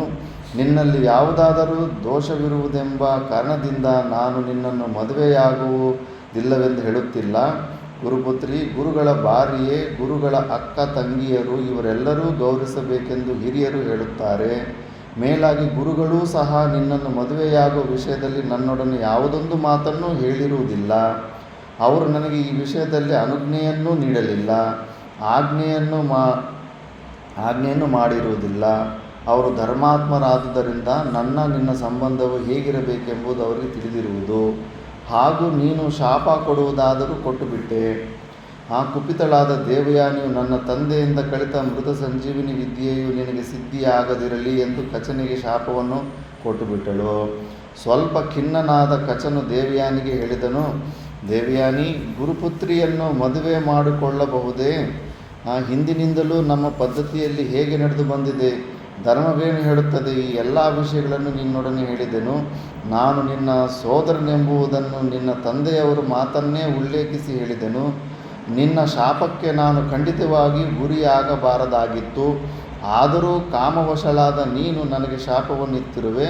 ಧರ್ಮದ ಕಾರಣದಿಂದ ನೀನು ನನಗೆ ಶಾಪವಿತ್ತಿರುವುದಿಲ್ಲ. ಯಾವ ಉದ್ದೇಶದಿಂದ ನೀನು ನನಗೆ ಶಾಪವನ್ನಿತ್ತೆಯೋ ಆ ಉದ್ದೇಶವು ಪೂರ್ಣವಾಗಿ ಫಲಿಸಲಾರದು. ಆಕೆ ಏನ್ಬಿಟ್ಟು ಆ ವಿದ್ಯೆ ಸಿದ್ಧಿ ಆಗಬಾರ್ದು ಅಂದ್ಬಿಟ್ರೆ ಅದು ಏನು ಕೆಲಸಕ್ಕೆ ಬರಲ್ಲ ಅಂತ ಅವ್ರು ಬುದ್ಧಿವಂತ. ಆ ವಿದ್ಯೆನ ಅವರು ಶಿಷ್ಯರಿಗೆ ಬೇರೆಯವ್ರಿಗೆ ಹೇಳ್ತಾನೆ, ಅವ್ರು ಸಿದ್ಧಿ ಮಾಡ್ಕೊತಾರೆ. ಆದ್ದರಿಂದ ಈ ನನ್ನ ಕಾಮುಕತೆಯಿಂದಾಗಿ ಯಾವ ಋಷಿಪುತ್ರನೂ ಅವನು ಶಾಪ ಇಟ್ಬಿಡ್ತಾನೆ. ಕಾಮುಕತೆಯಿಂದಾಗಿ ಯಾವ ಋಷಿಪುತ್ರನೂ ನಿನ್ನ ಪಾಣಿಯನ್ನು ಪರಿಗ್ರಹಿಸುವುದಿಲ್ಲ ಅಂದ್ಬಿಟ್ಟು ಶಾಪ ಇಟ್ಬಿಡ್ತಾನೆ. ಅಂದರೆ ನಿನ್ನ ಯಾರು ಬ್ರಾಹ್ಮಣೋತ್ತಮನೋ ಋಷಿ ಮಕ್ಕಳು ನಿನಗೆ ಮದುವೆ ಮಾಡಿಕೊಡೋದಿಲ್ಲ. ಅದಕ್ಕೆ ಕ್ಷತ್ರಿಯ ರಾಜನಾದ ಯಯಾತಿಯನ್ನು ಮದುವೆ ಮಾಡಿಕೊಡೋ ಪರಿಸ್ಥಿತಿ ಬರುತ್ತೆ. ನನಗೆ ಶಾಪ ಕೊಡುವಾಗ ನಿನ್ನ ಮನಸ್ಸಿನಲ್ಲಿದ್ದ ಆಶಯವು ಪೂರ್ಣವಾಗಿ ಫಲಿಸದಿರುವುದು ಹೇಗೆಂಬುದನ್ನು ಹೇಳುವನು ಕೇಳು. ನಿನ್ನ ಮಾತಿನಂತೆ ಅಥವಾ ಶಾಪದಂತೆ ನಾನಿಲ್ಲಿ ಕಲಿತಿರುವ ವಿದ್ಯೆಯು ನನಗೆ ಸಿದ್ಧಿಸಲಾರದೆಂಬುದರಲ್ಲಿ ಸಂದೇಹವೇ ಇಲ್ಲ. ನಿನ್ನ ಶಾಪವು ಫಲಿಸುವುದು, ನಿನ್ನ ಶಾಪ ಫಲಿಸುತ್ತೆ. ಇಷ್ಟು ಮಾತ್ರದಿಂದ ಕಲಿತ ವಿದ್ಯೆಗೆ ಪ್ರಯೋಜನವಾಗಲಾರದೆಂದು ಭಾವಿಸಬೇಡ. ನನಗೀಗ ವಿದ್ಯೆ ಫಲಿಸದಿದ್ದರೂ ನಾನು ಯಾರಿಗೆ ಈ ವಿದ್ಯೆಯನ್ನು ಉಪದೇಶಿಸುವೆನೋ ಅವರಿಗೆ ಈ ಮೃತ್ಯು ಸಂಜೀವಿನಿ ವಿದ್ಯೆ ಫಲಿಸುವುದು. ನಾನಿನ್ನೂ ಹೋಗಬರುವನೇ ದೇವಯಾನಿ ಎಂದು ಹೇಳಿ ದ್ವಿಜಸತ್ತಮನಾದ ಕಚನು ಸ್ವರ್ಗಲೋಕಕ್ಕೆ ಪ್ರಯಾಣ ಮಾಡಿಬಿಡ್ತಾನೆ. ಈ ಥರ ಇವ್ರದ್ದು ಪ್ರೇಮ ಸಂಬಂಧ ಇಲ್ಲಿಗೆ ಅಣ್ಣ ತಂಗಿಯರಾಗಿಬಿಟ್ಟು ಅದು ಬ್ರೇಕ್ ಆಗೋಯಿತು. ಕಚನು ದೇವಲೋಕಕ್ಕೆ ಆಗಮಿಸಿದ ಶುಭವಾರ್ತೆಯನ್ನು ಕೇಳಿ ಆನಂದಭರಿತರಾದ ಇಂದ್ರ ಪ್ರಮುಖರಾದ ದೇವತೆಗಳು ಬೃಹಸ್ಪತಿಯನ್ನು ಪೂಜಿಸಿ ತಂದೆಯಾದ ಬೃಹಸ್ಪತಿಯ ಸೇವೆಯಲ್ಲಿ ನಿರತನಾಗಿದ್ದ ಕಚನನ್ನು ಕಂಡು ಹೇಳಿದರು, ಕಚ, ನೀನು ನಮ್ಮ ಹಿತವನ್ನು ಸಾಧಿಸುವ ಸಲುವಾಗಿ ಅತ್ಯದ್ಭುತವಾದ ವಿದ್ಯೆಯನ್ನು ಸಾಧಿಸಿರುವೆ. ನಿನ್ನ ಯಶಸ್ಸಿಗೆ ಯಾವಾಗಲೂ ಕುಂದುಂಟಾಗುವುದಿಲ್ಲ. ನಾವು ಹಿಂದೆಯೇ ಹೇಳಿದಂತೆ ನೀನು ಯಜ್ಞಗಳು ಹವಿಷ್ಯುಗಳಲ್ಲಿ ನಮ್ಮೊಡನೆ ಸಹಭಾಗಿಯಾಗುವೆ ಅಂತ ಅವರು ಏನು ಮಾತು ಕೊಟ್ಟಿದ್ದರು, ಹವಿಷ್ಯು ಭಾಗದಲ್ಲಿ ನಿನಗೂ ಭಾಗ ಕೊಡ್ತೀವಿ ನೀನು ವಿದ್ಯೆ ತಗೊಂಬಂದರೆ ಅಂತ ಅವ್ರು ಕೊಟ್ಬಿಡ್ತಾರೆ. ಮತ್ತು ಇನ್ನು ಸ್ಟೋರಿ ಮತ್ತು ಇವಾಗ ದೇವಯಾನಿದ ಸ್ಟೋರಿ ಇನ್ನೂ ಇದೆ ಭೂಲೋಕದಲ್ಲಿ. ಜನ್ಮೇಜಯ, ಕಚನು ಮೃತ ಸಂಜೀವಿನಿ ವಿದ್ಯೆಯನ್ನು ಸಿದ್ಧಿ ಮಾಡಿಕೊಂಡು ಬಂದನೆಂಬ ವಾರ್ತೆಯನ್ನು ಕೇಳಿ ದೇವತೆಗಳ ಆನಂದಕ್ಕೆ ಪಾರವೇ ಇಲ್ಲದಂತಾಯಿತು. ದೇವಯಾನಿ ಇತ್ತ ಶಾಪವು ದೇವತೆಗಳಿಗೆ ತಿಳಿದರೂ ಅವರು ಖಿನ್ನರಾಗಲಿಲ್ಲ. ಅವ್ರಿಗೆ ಬುದ್ಧಿವಂತರು, ಶಾಪ ಇಟ್ಟರೆ ಇನ್ನೊಬ್ಬರಿಗೆ ವಿದ್ಯೆ ಕೊಡ್ತಾನೆ, ಅವ್ರು ಸಿದ್ಧಿ ಮಾಡ್ಕೊತಾರೆ, ಅವ್ರಿಗೇನು ಅದು ಟೆನ್ಷನ್ನೇ ಆಗಲಿಲ್ಲ. ಕಚನು ದೇವಯಾನಿಯೊಡನೆ ಹೇಳಿದಂತೆಯೇ ಮಹಾವಿದ್ಯೆಯನ್ನು ಶಿಷ್ಯರಿಗೆ ಉಪದೇಶಿಸಿದನು. ಅವರಿಗೆ ಆ ಮಹಾಮಂತ್ರವು ಸಿದ್ಧಿಯಾಯಿತು. ದೇವತೆಗಳು ಅಮಿತೋತ್ಸಾಹಗೊಂಡರು. ಸತ್ತವರನ್ನು ಬದುಕಿಸುವ ವಿದ್ಯೆಯು ತಿಳಿದ ಮೇಲೆ ಅವರಿಗೆ ಯುದ್ಧದ ಭಯವೇ ಇಲ್ಲದೆ ಆಯಿತು. ದೇವತೆಗಳೆಲ್ಲರೂ ಶತಕ್ರತುವಿನ ಸಮೀಪಕ್ಕೆ ಬಂದು ಹೇಳಿದರು, ಪುರಂದರ, ಅಂದರೆ ಇಂದ್ರನನ್ನು ಪುರಂದರ ಅಂತಾರೆ, ಪುರಂದರ, ಜೈತ್ರಯಾತ್ರೆ ಹೊರಡಲು ಇದು ನಿನಗೆ ಸಕಾಲವಾಗಿದೆ. ಈಗಲೇ ನೀನು ದಾನವರ ಮೇಲೆ ಯುದ್ಧಕ್ಕೆ ಹೊರಟು ಅವರುಗಳನ್ನು ಪರಾಜಯಗೊಳಿಸುವನಾಗು ಅಂತ ದೇವತೆಗಳು ಅವನಿಗೆ ಆರ್ಡರ್ ಕೊಟ್ಬಿಡ್ತಾರೆ, ಅಂದರೆ ಪ್ರೋತ್ಸಾಹ ಕೊಡ್ತಾರೆ ಇಂದ್ರನಿಗೆ. ಹಾಗೆಯೇ ಆಗಲೆಂದು ಹೇಳಿ ಇಂದ್ರನು ದೇವಸೇನೆಯೊಡನೆ ಯುದ್ಧ ಸನ್ನದ್ಧನಾಗಿ ಹೊರಟನು. ಪ್ರಯಾಣ ಮಾಡುತ್ತಿರುವ ಕಾಲದಲ್ಲಿ ಸುಮನೋಹರವಾದ ಒಂದು ಉದ್ಯಾನವನವನ್ನು ಕಂಡನು. ಉದ್ಯಾನವನದ ಮಧ್ಯದಲ್ಲಿ ಸುಂದರವಾದೊಂದು ಸರೋವರವಿದ್ದಿತು. 10 ಪ್ರಮದೆಯರು, ಅಂದರೆ ಸುಂದರವಾದ ಸ್ತ್ರೀಯರು ಅಂತ. ಆ ಸರೋವರದಲ್ಲಿ ಜಲಕ್ರೀಡೆ ಆಡುತ್ತಿದ್ದರು. ಅವರನ್ನು ಅದರಲ್ಲಿ ದೇವಯಾನಿ, ಶರ್ಮಿಷ್ಠಿ ಇವರು ಕೂಡ ಜಲಕ್ರೀಡೆ ಆಡ್ತಾ ಇರ್ತಾರೆ. ಅವರನ್ನು ನೋಡಿದ ಇಂದ್ರನು ಕುಚೋದ್ಯಕ್ಕಾಗಿ ವಾಯುವಿನ ರೂಪವನ್ನು ತಾಳಿ ಸರೋವರದ ದಂಡೆಯ ಮೇಲಿದ್ದ ಪ್ರಮದೆಯರ ವಸ್ತ್ರಗಳನ್ನು ಚೆಲ್ಲಾಪಿಲ್ಲಿಯಾಗಿ ಮಾಡಿ ತನ್ನ ಪಾಡಿಗೆ ಹೊರಟೋದನು. ಅವರೆಲ್ಲ ಬಟ್ಟೆ ಮೇಲೆ ಇಟ್ಟು ಜಲ ಕ್ರೀಡೆ ಮಾಡ್ತಿದ್ರೆ ಗಾಳಿಯಿಂದ ಅವ್ರ ಬಟ್ಟೆ ಇವ್ರ ಬಟ್ಟೆ ಎಲ್ಲ ಮಿಕ್ಸ್ ಮಾಡಿ ಹೊರಟೋಗ್ಬಿಟ್ಟಿರ್ತಾನೆ. ಕೆಲವು ಸಮಯಗಳ ವಿನೋದಕ್ಕಾಗಿ ಮಾಡುವ ಕಾರ್ಯವು ವಿರಸದಲ್ಲಿ ಪರ್ಯವಸಾನವನ್ನು ಹೊಂದುತ್ತದೆ. ಒಂದು ಸತಿ ಅಂತಾರೆ ಉತ್ತರ ಭಾರತದಲ್ಲಿ ಮಜಾಕ್ ಸೆ ಮರ್ಡರ್ ಹೋಗಯ್ಯ ಅಂತ. ಒಂದೊಂದು ಸತಿ ಕಾಮಿಡಿ ಮಾಡೋಕ್ಕೆ ಹೋಗ್ಬಿಟ್ಟು ದೊಡ್ಡ ಗಲಾಟೆಗಳಾಗ್ಬಿಡ್ತಾ ಇರ್ತವೆ. ಸುಮ್ಮನೆ ಏನೋ ಸ್ವಲ್ಪ ಆಟ ಆಡೋಣ ಅಂದ್ಬಿಟ್ಟು ಗಾಳಿಯಲ್ಲಿ ಅವ್ರ ಬಟ್ಟೆ ಇವ್ರ ಬಟ್ಟೆಗೆ ಮಿಕ್ಸ್ ಮಾಡಿಬಿಡ್ತಾನೆ. ಆ ಮಿಕ್ಸ್ ಮಾಡಿರೋ ಬಟ್ಟೆಗಳಿಂದ ದೊಡ್ಡ ಸ್ಟೋರಿ ಸ್ಟಾರ್ಟ್ ಆಗುತ್ತೆ. ಈಗ ಜಲಕ್ರೀಡೆಯನ್ನು ಮುಗಿಸಿ ಸರೋವರದ ದಂಡೆಯ ಮೇಲಕ್ಕೆ ಬಂದ ಪ್ರಮದೆಯರು ಸ್ತ್ರೀ ಸಹಜವಾದ ನಾಚಿಕೆಯಿಂದ ಯಾರದ್ದು ಯಾವ ಸೀರೆ ಎಂಬುದನ್ನು ವಿವೇಚಿಸಲು ಸಾಧ್ಯವಾಗದೆ ಕೈಗೆ ಸಿಕ್ಕಿದ ಸೀರೆಯನ್ನು ಅವಸರವಾಗಿ ಉಟ್ಟುಕೊಂಡರು. ಆ ಸಮಯದಲ್ಲಿ ವೃಷಪರ್ವನ ಮಗಳಾದ ಶರ್ಮಿಷ್ಠೆಯು ಸೀರೆಗಳು ಅದಲು ಬದಲಾಗಿವೆ ಎಂಬುದನ್ನು ತಿಳಿಯದೆ ದೇವಯಾನಿಯ ಸೀರೆಯನ್ನು ಉಟ್ಟುಕೊಂಡು ಬಿಟ್ಟಳು. ಶರ್ಮಿಷ್ಠ ರಾಜನ ಮಗಳಾಗಿರ್ತಾಳೆ. ದೇವಯಾನಿ ಸೀರೆಯನ್ನು ನಾಚಿಕೆಯಿಂದ ಬೇಗ ಅದನ್ನು ಉಟ್ಕೊಂಡ್ಬಿಟ್ಟಿರ್ತಾಳೆ. ದೇವಯಾನಿ ಶರ್ಮಿಷ್ಠೆಯರ ಗೆಳತಿಯರಂತೆ ಕೊಳದಲ್ಲಿ ಕ್ರೀಡೆ ಮಾಡುತ್ತಿದ್ದಾದರೂ ವಸ್ತ್ರಗಳ ಪಲ್ಲಟವು ಅವರಿಬ್ಬರ ವಿರಸದಲ್ಲಿ ಪರ್ಯವಸಾನ ಹೊಂದಿತು. ಅದರಿಂದ ಜಗಳ ಸ್ಟಾರ್ಟ್ ಆಗೋಯಿತು. ನನ್ನ ಬಟ್ಟೆ ನೀನು ಯಾಕೆ ಹಾಕ್ಕೊಂಡಿದ್ದೀಯ ಅಂತ. ಕೆಲವ್ರಿಗೆ ಸೂಪರ್ ಸೆನ್ಸಿಟಿವ್ ಇರುತ್ತೆ. ಅವ್ರ ವಸ್ತುವನ್ನು ಯಾರಾದರೂ ಮುಟ್ಟಿದ್ರೆ ಅವ್ರಿಗೆ ಸಹನೆ ಮಾಡೋದಕ್ಕಾಗೋದಿಲ್ಲ. ಎಂದರೆ ಅದಕ್ಕೆ ಸ್ವಲ್ಪವಾದರೂ ಕಾರಣವಿರದಿರಲಿಲ್ಲ. ಅವರು ಜೊತೆಯಲ್ಲಿ ಸೇರಿ ಜಲಕ್ರೀಡೆಯಾಡುತ್ತಿದ್ದರೂ ಅವರಿಬ್ಬರಿಗೂ ಸ್ವಲ್ಪ ಅಂತರವಿದ್ದಿತು. ದೇವಯಾನಿಯು ಗುರುಪುತ್ರಿಯು, ಶರ್ಮಿಷ್ಠೆಯು ರಾಜಪುತ್ರಿಯು. ಅವರಿಬ್ಬರಲ್ಲೇ ನಾನು ಹೆಚ್ಚೆಂಬ ದುರಭಿಮಾನವು ತಾತ್ಕಾಲಿಕವಾಗಿ ಮೂಡಿತು. ಅದೇ ಅವರ ವಿರಸಕ್ಕೆ ಮುಖ್ಯ ಕಾರಣವಾಯಿತು. ಈಗೋಗಳು, ಅಹಂಕಾರಗಳು, ಎಷ್ಟು ಅಹಂಕಾರ ಈಗೋ ಇರುತ್ತೋ ಅಷ್ಟು ಸಮಸ್ಯೆಗಳು ಬರ್ತಾ ಇರುತ್ತೆ. ಮಾತಾ ಮಾಣಿಕೇಶ್ವರ ಒಳ್ಳೆ ಸಣ್ಣ ಉದಾಹರಣೆ ಹೇಳಿದ್ದಾರೆ. ಒಂದು ಹ್ಯಾಂಗಿಂಗ್ ಬ್ರಿಡ್ಜ್ ಇತ್ತಂತೆ. ಆ ಬ್ರಿಡ್ಜ್ನಲ್ಲಿ ಒಂದು ವ್ಯಕ್ತಿ ಹೋದರೆ ಆರಾಮಾಗಿ ನಡ್ಕೊಂಡು ಹೋಗ್ಬೋದು. ಆ ಕಡೆಯಿಂದ ಒಂದು ವ್ಯಕ್ತಿ ಬಂದರೆ ಸ್ವಲ್ಪ ಜಾಗ ಕಡಿಮೆ ಆಗಿಬಿಡುತ್ತೆ. ಅಂಥ ಬ್ರಿಡ್ಜ್ ಮೇಲೆ ಒಂದು ಸೂಕ್ತಿ ಹೇಳಿದ್ದಾರೆ. ದುರ್ಜನ್ಕೋ ಸಜ್ಜನ್ ಮಿಲ. ಆ ಕಡೆಯಿಂದ ಒಬ್ಬ ದುರ್ಜನ ಬರ್ತಾ ಇದ್ದಾನೆ, ಈ ಕಡೆಯಿಂದ ಒಬ್ಬ ಸಜ್ಜನ ಹೋಗ್ತಾ ಇದ್ದಾನಂತೆ. ಆ ಕಡೆಯಿಂದ ಬಂದು ದುರ್ಜನ ನಾನು ಹಿಂದೆ ಹೋಗಲ್ಲ, ನೀನೇ ಹಿಂದೆ ಹೋಗುತ್ತೆ. ಟ್ರಾಫಿಕೆಲ್ಲ ನೋಡ್ತಾ ಇರ್ತೀವಲ್ಲ, ನನ್ನ ಗಾಡಿ ನಾನು ಹಿಂದೆ ತಗೊಳ್ಳಲ್ಲ, ನೀನೇ ಹಿಂದೆ ಹೋಗು ಅಂದ್ಬಿಟ್ಟು. ಆದರೆ ಅವನು ಸಜ್ಜನ ಇರೋನು ಸರಿ ಬಿಡಪ್ಪ, ಯಾಕೆ ಸುಮ್ಮನೆ ವ್ಯರ್ಥವಾದ ಜಗಳ ಅಂದ್ಬಿಟ್ಟು ಅವ್ನು ಸ್ವಲ್ಪ ಬಗ್ಬಿಡ್ತಾನೆ. ಈ ಕಡೆ ಹೋಗಪ್ಪ, ನಿನಗೆ ದಾರಿ ಬಿಟ್ಬಿಟ್ಟು ನೀನು ನಡ್ಕೊಂಡು ಹೋಗ ಅಂತ. ಮಿಲಾ ಏಕ್ ರಾಸ್ತಾ ಅಂತ. ದುರ್ಜನ್ಕೋ ಸಜ್ಜನ್ ಮಿಲಾ ಏಕ್ ರಾಸ್ತಾ ಅಂತ. ಮತ್ತು ಆ ಕಡೆಯಿಂದನೂ ಸಜ್ಜನ ಬರ್ತಾವನೆ, ಆ ಕಡೆಯಿಂದನೂ ಈ ಕಡೆಯಿಂದ ಸಜ್ಜನ ಬರ್ತಾ ಇದ್ದಾನೆ. ಇಬ್ಬರು ಒಳ್ಳೆಯವರಾಗಿದ್ದರೆ ಆ ಕಡೆ ಇರೋನು ಆ ಕಡೆ ಸ್ವಲ್ಪ ಬಗ್ತಾನೆ, ಈ ಕಡೆ ಸ್ವಲ್ಪ ಬಂದರೆ ಇಬ್ಬರಿಗೂ ದಾರಿ ಸಿಗುತ್ತೆ. ಸಜ್ಜನ್ಕೋ ಸಜ್ಜನ್ ಮಿಲಾ ದೋ ರಾಸ್ತಾ ಅಂತ. ಆ ಕಡೆಯಿಂದ ಮತ್ತು ದುರ್ಜನ, ಈ ಕಡೆಯಿಂದ ದುರ್ಜನ. ಆ ಕಡೆ ದುರ್ಜನ, ಈ ಕಡೆ ಇಬ್ಬರು ಬಂದು ಮಧ್ಯದಲ್ಲಿ ನೀನು ಹಿಂದೋಗು, ನಾನು ಬಗ್ಗೋದಿಲ್ಲ, ನೀನು ಬಗ್ಗೋದಿಲ್ಲ ಅಂದ್ಬಿಟ್ಟು ದುರ್ಜನ್ ಮಿಲಾ ಲಾಟಿ ಅಂತ. ಇಬ್ಬರು ಹೊಡ್ಕೊಂಡು ಜಗಳ ಮಾಡ್ಕೊಂಡು ಇಬ್ಬರು ಕೆಳಗಡೆ ಬಿದ್ದು ಸಾಯ್ತಾರಂತೆ. ಈ ಥರ. ಅದಕ್ಕೆ ನಮ್ಮ ಗುರುಗಳಂತ ಇದ್ದರು, ಇದನ್ನು ಶಾಸ್ತ್ರದಲ್ಲೂ ಬರುತ್ತೆ. ಜಗಳ ಮಾಡ್ಕೊಂಡ್ಬಿಟ್ಟು ನಮ್ಮ ಗುರುಗಳ ಹತ್ರ ಕಂಪ್ಲೇಂಟ್ಗೆ ಹೋಗ್ತಾಯಿದ್ರು. ಕಂಪ್ಲೇಂಟ್ ಹೋದಾಗ ಇಬ್ಬರಲ್ಲೂ ಯಾರೂ ಒಳ್ಳೆಯವರಿಲ್ಲ ಅಂತ ಅವ್ರು ಮುಂಚೆನೇ ನಿರ್ಧಾರ ಮಾಡ್ತಿದ್ರು. ಇದನ್ನೇ ಯುಕ್ತಿ ಹೇಳ್ತಿದ್ರು. ನೀವು ಇಬ್ಬರಲ್ಲಿ ಯಾರಾದ್ರೂ ಒಬ್ಬರು ಒಳ್ಳೆಯವ್ರದ್ದಿದ್ದರೆ ಜಗಳ ಆಗ್ತಿರ್ಲಿಲ್ಲ. ಇಬ್ಬರು ಕೆಟ್ಟವರಾಗಿದ್ದಕ್ಕೆ ಜಗಳ ಆಗುತ್ತೆ. ಒಬ್ಬರಾದರೂ ಒಳ್ಳೆಯವರಿದ್ದಿದ್ರೆ ಅಲ್ಲಿ ವಿವಾದ ಬರೋಕ್ಕೆ ಚಾನ್ಸ್ ಇಲ್ಲ ಅಂದ್ಬಿಟ್ಟು. ಜಗಳ ಆಯ್ತಂದ್ರೆ ಇಬ್ಬರು ಕೆಟ್ಟವರೇ ಅಂದ್ಬಿಟ್ಟು. ಈ ಥರ ನಾವು ಒಳ್ಳೆಯವರಾಗಿರಬೇಕು. ಈ ಥರ ಈಗ ಶರ್ಮಿಷ್ಠೆ ದೇವಯಾನಿಯಲ್ಲಿ ಈ ಅಹಂಕಾರಗಳು ಯಾವಾಗಲೂ ಅವು ದರಿದ್ರ. ಅದನ್ನೇನೋ ಪ್ರಪಂಚದಲ್ಲಿ ಅದನ್ನು ಸ್ವಾಭಿಮಾನ ಹೆಸರದಲ್ಲಿ ಒಂದು ತಾಂಡವಾಡ್ತಾ ಇರುತ್ತೆ ಅಹಂಕಾರ. ಅದನ್ನು ಗ್ರೇಟ್ ಅಂತ ಅಂದ್ಕೊತಾರೆ. ಅದು ನಮ್ಮ ಶತ್ರು. ಎಲ್ಲ ಪ್ರಕಾರದಲ್ಲಿ ನಮ್ಮ ದುಃಖಗಳು ಕೊಡೋದಕ್ಕೆ ನಮ್ಮ ಅಹಂಕಾರನೇ ಇದು. ಎಷ್ಟು ಅಹಂಕಾರ ಡೈಲ್ಯೂಟ್ ಮಾಡ್ಕೋಬೇಕಂದ್ರೆ ನಮ್ಮ ಎದುರುಗಡೆ ನಮ್ಮನ್ನು ಬೈದರು ನಿಂದಿದ್ರು ಅದನ್ನೆಲ್ಲ ಆರಾಮಾಗಿ ಪ್ರೀತಿಯಿಂದ ಕೇಳಿ ಸಹನೆ ಮಾಡೋಷ್ಟು ಹೆಲ್ತಿ ಮೈಂಡ್ ಬೇಕು ನಮಗೆ. ಆ ಸ್ಥಿತಿಯಲ್ಲಿದ್ದಾಗ ನೋಡಿ, ಆವಾಗ ಆ ಮಟ್ಟಕ್ಕೆ ಈಗೋ ಡೈಲ್ಯೂಟ್ ಮಾಡ್ಕೋಬೇಕು. ಒಂದು ಶಬ್ದ ನಮ್ಮನ್ನು ಶೇಕ್ ಮಾಡಿಬಿಡುತ್ತೆ. ಯಾರೋ ಒಬ್ಬರು ಏನೋ ಒಂದು ಶಬ್ದ ಮಾಡಿದ್ರಂತ ಅಲ್ಲಾಡಿಸ್ಬಿಡುತ್ತೆ. ನಮ್ಮ ನಿಶ್ಚಯ, ಜ್ಞಾನ ನಿಶ್ಚಯನ ಶೇಕ್ ಮಾಡಿಸ್ಬಿಡುತ್ತೆ. ಇಲ್ಲ ಅಹಂಕಾರನ ಎಷ್ಟು ಸಾಯಿಸ್ಕೊತೀವೋ ಅಷ್ಟು ಶಾಂತಿ. ಅಹಂಕಾರ ಈಸ್ ಡೈರೆಕ್ಟ್ಲಿ ಪ್ರಪೋರ್ಷನಲ್ ಟು ದುಃಖಂ. ಈಗೋ ಇತ್ತಂದರೆ ನಿನಗೆ ದುಃಖ 100% ಗ್ಯಾರಂಟಿ. ಅಹಂಕಾರ ಹೋಯ್ತಂದ್ರೆಗನ ಆನಂದನೇ ಆನಂದ, ಶಾಂತಿನೇ ಶಾಂತಿ. ಯೋಚನೆ ಮಾಡಬೇಕು, ನಾವು ಕಾರಣ ಇಲ್ಲದಿರೋ ಕಾರ್ಯ ನಡೆಯೋದಿಲ್ಲ. ನಮ್ಮನ್ನು ಒಡೆಯೋರು, ಬೈಯೋರು, ನಮ್ಮ ಮೇಲೆ ಕೆಟ್ಟ ಮಾತು ನಿಂದೆ ಮಾಡೋರು ಎಲ್ಲದಕ್ಕೂ ಕಾರಣ ಇದೆ. ನಾವು ತಪ್ಪು ಕೆಲಸಗಳು ಮಾಡಿದ್ದೀವಿ, ಪೂರ್ವಜನ್ಮದಲ್ಲಿ ಮಾಡಿದ್ದೀವಿ. ಸುಮ್ಮನೆ ಬೈಕೊಂಬಿಡ್ತಾರ, ಸುಮ್ಮನೆ ನಮ್ಮ ಬಗ್ಗೆ ನಿಂದೆ ಮಾಡ್ಕೊಂಬಿಡ್ತಾರ. ಅವ್ರಿಗೆ ಕಾರಣ ಇಲ್ದಿರೋ ಶಾಸ್ತ್ರ ಒಪ್ಪೋದಿಲ್ಲ, ಕಾರಣ ಇಲ್ದಿರೋ ಕಾರ್ಯ ಆಗೋದೇ ಇಲ್ಲ ಅಂತ. ತಪ್ಪುಗಳು ಮಾಡಿದ್ದೀವಿ ಅನಾದಿ ಕಾಲದಿಂದ. ಈ ಜನ್ಮದಲ್ಲೇ ಗೊತ್ತಿಲ್ದಂಗೆ ಆಗ್ಬಿಡ್ತಾ ಇರ್ತಾರೆ ನಮ್ಮಿಂದ ತಪ್ಪುಗಳು. ಎಷ್ಟು ತಪ್ಪುಗಳು ಮಾಡಿದ್ದೆವು, ಎಷ್ಟು ಜನನ ನೋವು, ಎಷ್ಟು ಹಿಂಸೆ ಮಾಡಿದ್ದೆವು, ಎಷ್ಟು ಅವಮಾನ ಮಾಡಿದ್ದೀವೋ, ಎಷ್ಟು ನಿಂದೆಗಳು ಮಾಡ್ಕೊಂಡಿದ್ದೀವೋ, ಅದೆಲ್ಲ ವಾಪಸ್ ಕೊಡ್ತಾ ಇದ್ದಾರೆ ಅಷ್ಟೇ. ಪ್ರೀತಿಯಿಂದ ಅದನ್ನು ಸ್ವೀಕಾರ ಮಾಡಿಬಿಡ್ಬೇಕಷ್ಟೆ. ಈಗ ಎಂಡ್ ಮಾಡ್ಕೊಂಬಿಡ್ಬೇಕು.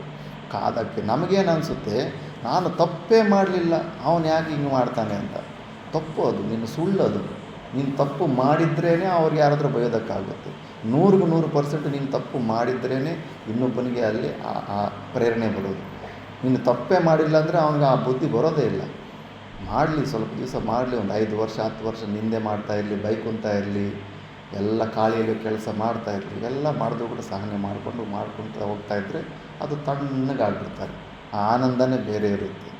ಶಾಂತಿನೇ ಮುಖ್ಯ. ಶಾಂತಿಯಲ್ಲಿರೋ ಅಭ್ಯಾಸ ಮಾಡ್ಕೋಬೇಕು. ಏನು ಯಾವಾಗಲೂ ದುಃಖದಲ್ಲಿರೋ ಅಭ್ಯಾಸ, ಟೆನ್ಷನ್ ಇಲ್ಲರಿರೋ ಅಭ್ಯಾಸ, ಇದೇನು ಈ ಅಭ್ಯಾಸಗಳು ಯಾಕೆ ಮಾಡೋದು?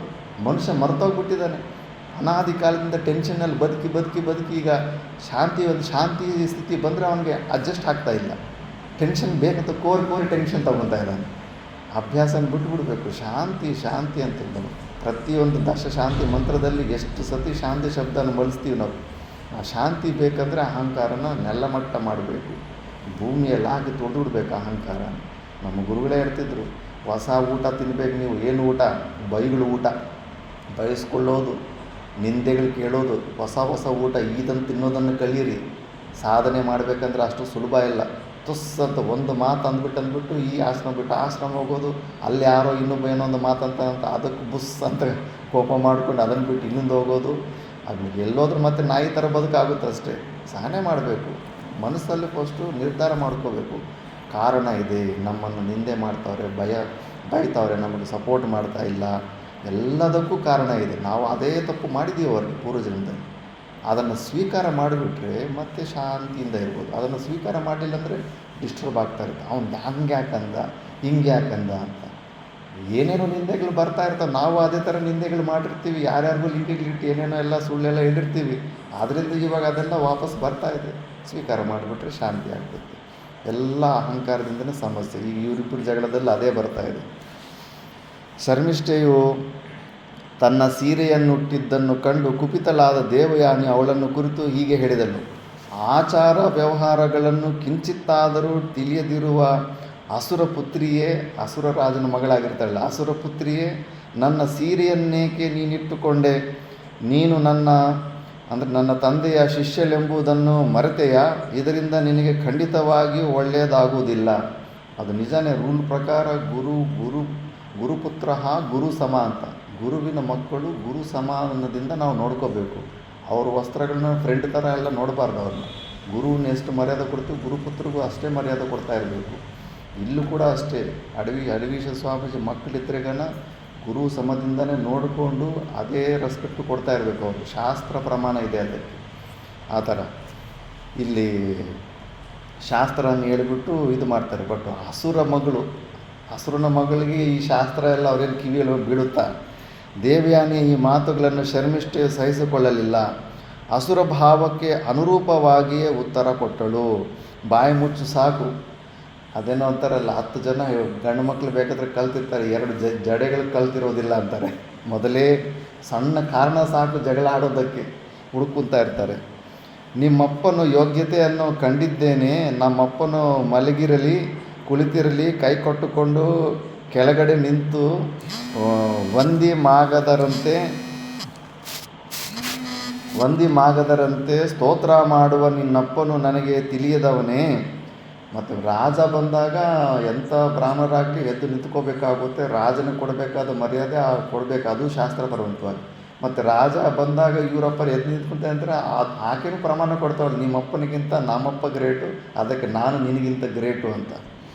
ಭಿಕ್ಷುಕನು ಮತ್ತು ಬ್ರಾಹ್ಮಣರದ್ದು ಭಿಕ್ಷೆಯಿಂದ ಜೀವನ ನಡೆಸೋರು. ಭಿಕ್ಷುಕನ ಮೇಲಾಗಿ ಹೂಗಳ ಭಟ್ಟನ ಮಗಳು ನೀನು, ಭಿಕ್ಷುಕನ ಮಗಳು ನೀನು, ನನ್ನೊಡನೆ ಸಮಾನತೆಯನ್ನು ಹೇಳಿಕೊಳ್ಳಲು ಯತ್ನಿಸುವೆಯಾ?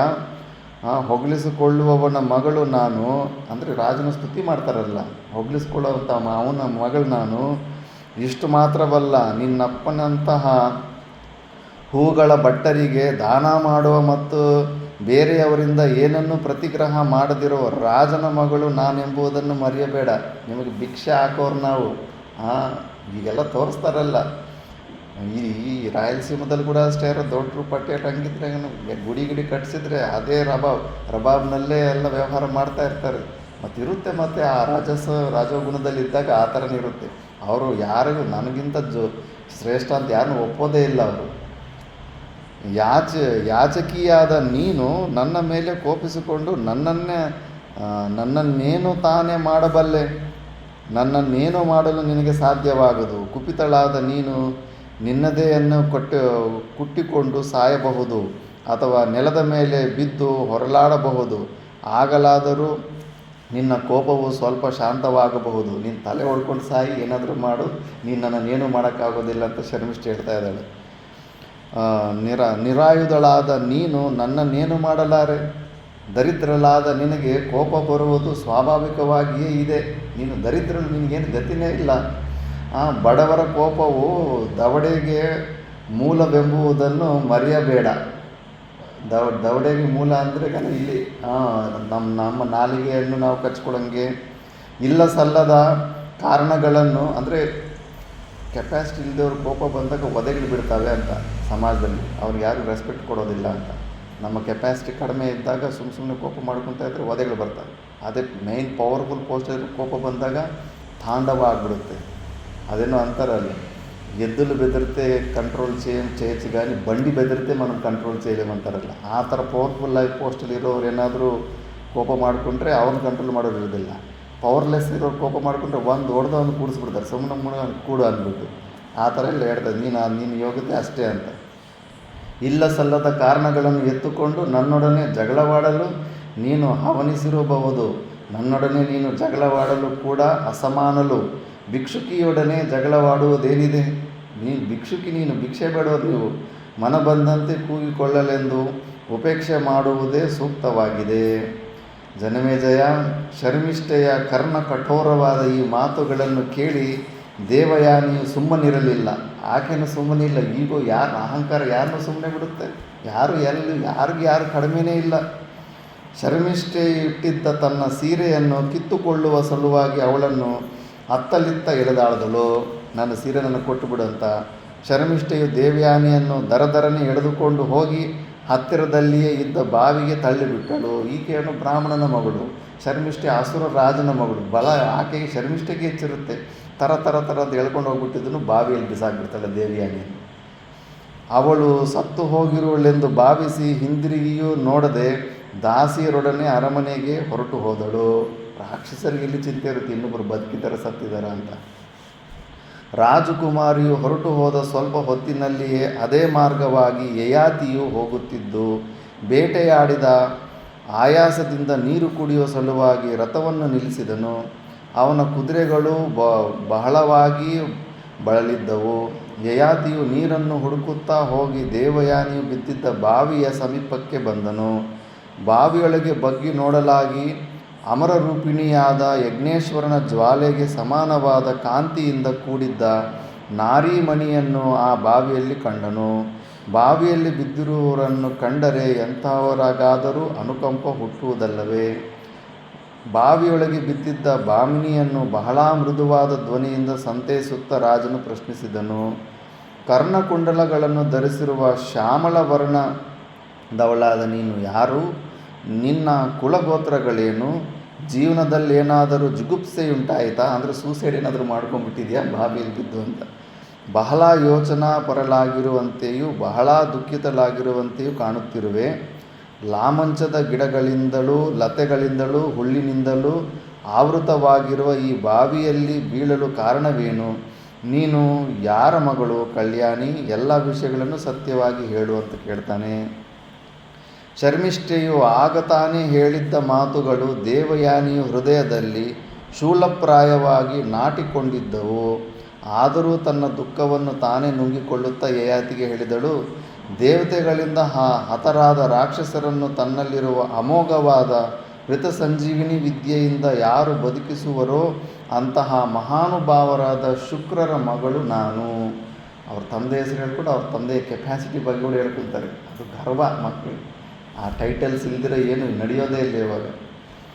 ನಾನು ಬಾವಿಗೆ ಬಿದ್ದಿರುವುದನ್ನು ನನ್ನ ತಂದೆಯು ತಿಳಿದಿಲ್ಲ. ಕೆಂಪಾದ ಉಗುರುಗಳುಳ್ಳ ಬೆರಳುಗಳಿಂದ ಕೂಡಿರುವ ಈ ಬಳಗೈಯನ್ನು ಮೇಲೆತ್ತಿರುವೆನು. ಇದನ್ನು ಹಿಡಿದು ನನ್ನನ್ನು ಮೇಲಕ್ಕೆ ಎಳೆದುಕೋ. ಈ ನನ್ನ ಕೈ ಹಿಡಿದು ಮೇಲೆತ್ತಲು ನೀನು ಅರ್ಹನಾಗಿರುವೆ. ನೀನು ಕುಲೀನ ಸತ್ಕುಲ ಪ್ರಸೂತನೆಂದು ನಾನು ಭಾವಿಸಿದ್ದೇನೆ. ನೀನು ಶಾಂತ ಸ್ವಭಾವನೆಂದು, ವೀರ್ಯವಂತನೆಂದು, ಯಶೋವಂತನೆಂದು ತಿಳಿದಿದ್ದೇನೆ. ಆದ್ದರಿಂದ ಈ ಕೂಪದಲ್ಲಿ ಬಿದ್ದಿರುವ ನನ್ನನ್ನು ಮೇಲೆತ್ತಿ ಉದ್ಧರಿಸುವುದು ನಿನಗೆ ಧರ್ಮವಾಗಿದೆ. ನನ್ನನ್ನು ಕಾಪಾಡು ಅಂತ. ಮತ್ತು ನೀನು ನನ್ನ ಕೈ ಇಟ್ಕೊಂಡು ಮೇಲೆ ಎತ್ತಲು ನೀನು ಯೋಗ್ಯವಾದ ವ್ಯಕ್ತಿ, ನೀನು ತುಂಬ ಧರ್ಮಾತ್ಮ ಅಂತ. ಧರ್ಮಾತ್ಮನೇ ಆಗಿರ್ತಾನೆ ಯಾಕೆ.